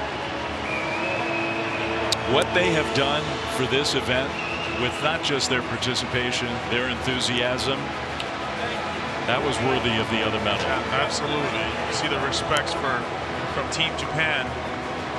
They're all clapping for them out of respect. They know how tough this opposition was, but a lot to be proud of your Team USA. Sometimes in this sport, you just get beat. There's a winner and there's a loser. And that's why we love it. What a game, though. The memories of the dominant win against Cuba in the semifinals. How about the come-from-behind win against Venezuela? An all-time game. To the fans here, they've come. It's been unbelievable since day one. From pool play to the finals. They have been. Now, Japan can go back to admiration. they beat the great American team on this night. And the coaches too. See Ken Griffey Jr., Dave Righetti, Mark DeRosa's talked so many times about his coaching staff and the job that they've done, the work they've put in.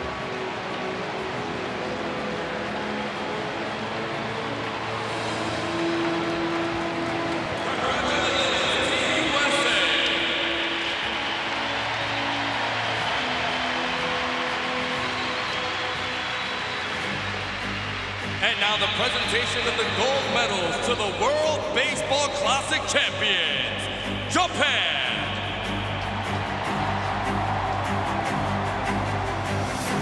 Now the gold medals. And now the gold medals.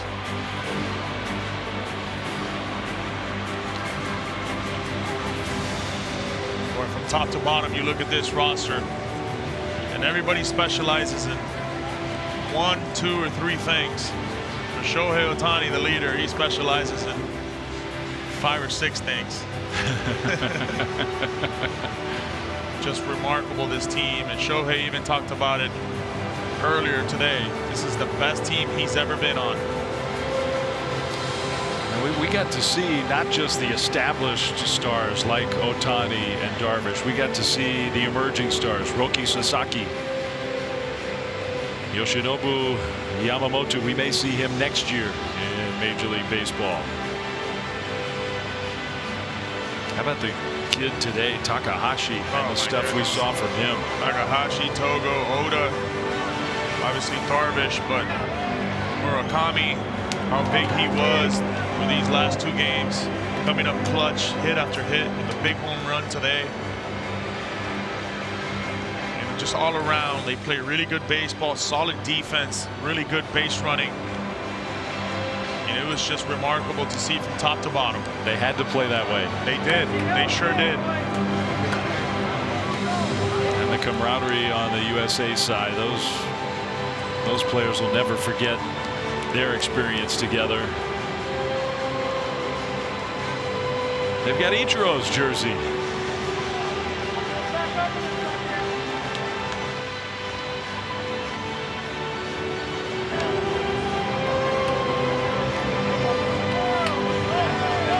What a cool moment right there. It really is. Appreciation for those coaches. And a lot of these guys will be back. They've already said they will.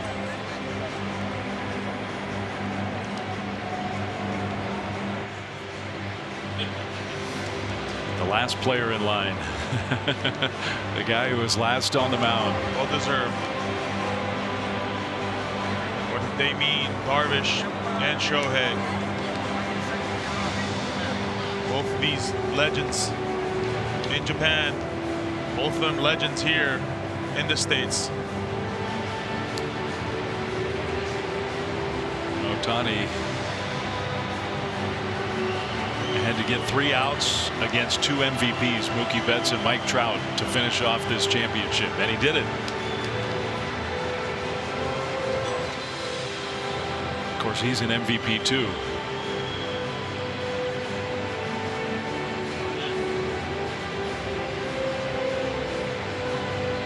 They're waiting. They want all the coaching staffs. They want all the trainers to get their medal. Yeah. They want to be the last ones. And Ohtani and Darvish, the whole team's going to wait for them.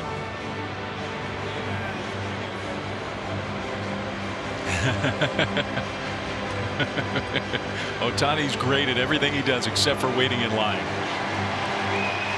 There's Darvish. And now the last one.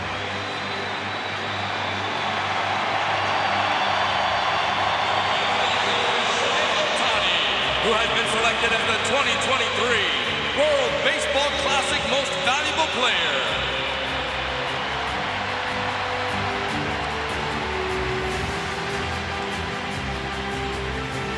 And no shock, another MVP trophy for Shohei Ohtani, the most valuable player of this World Baseball Classic. And who knows, maybe this is the week that the world looks at that man as the greatest player in the world.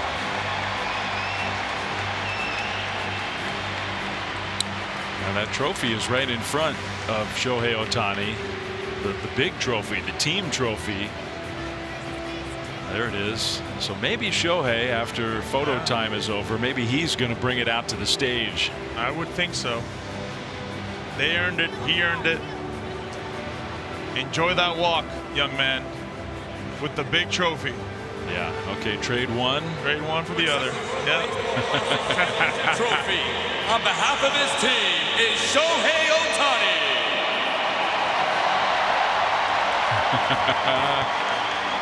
It's not light. Says it's heavy.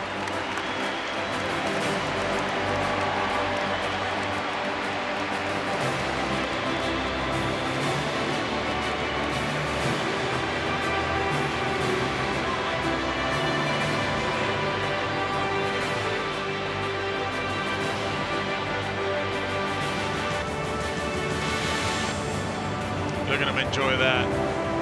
Go take that walk, young man. Enjoy it. What a pleasure it's been.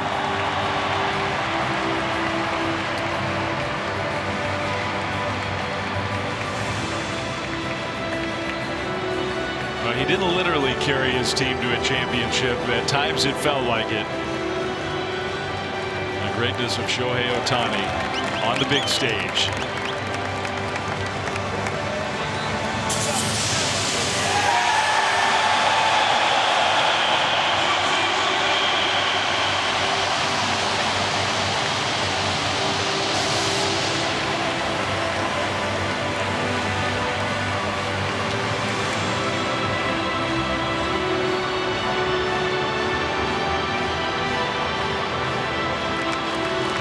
Will be everywhere in Tokyo and around the country of Japan. Champions of the World Baseball Classic. He's not giving that away.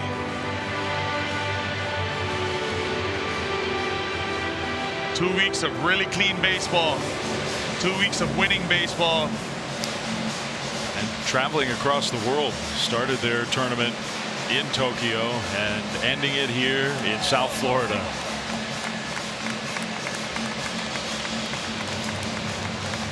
And we have, I mean, that's an image that'll last forever, but we had a lot of them, not just with Japan, but with so many of the teams. We sure did. From day one to tonight.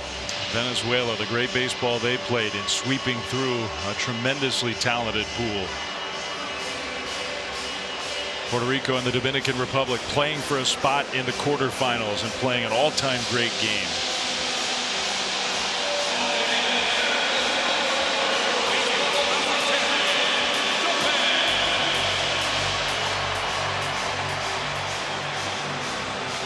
Joey Meneses and his 2 home runs for Mexico against Team USA. What a great picture that is right there.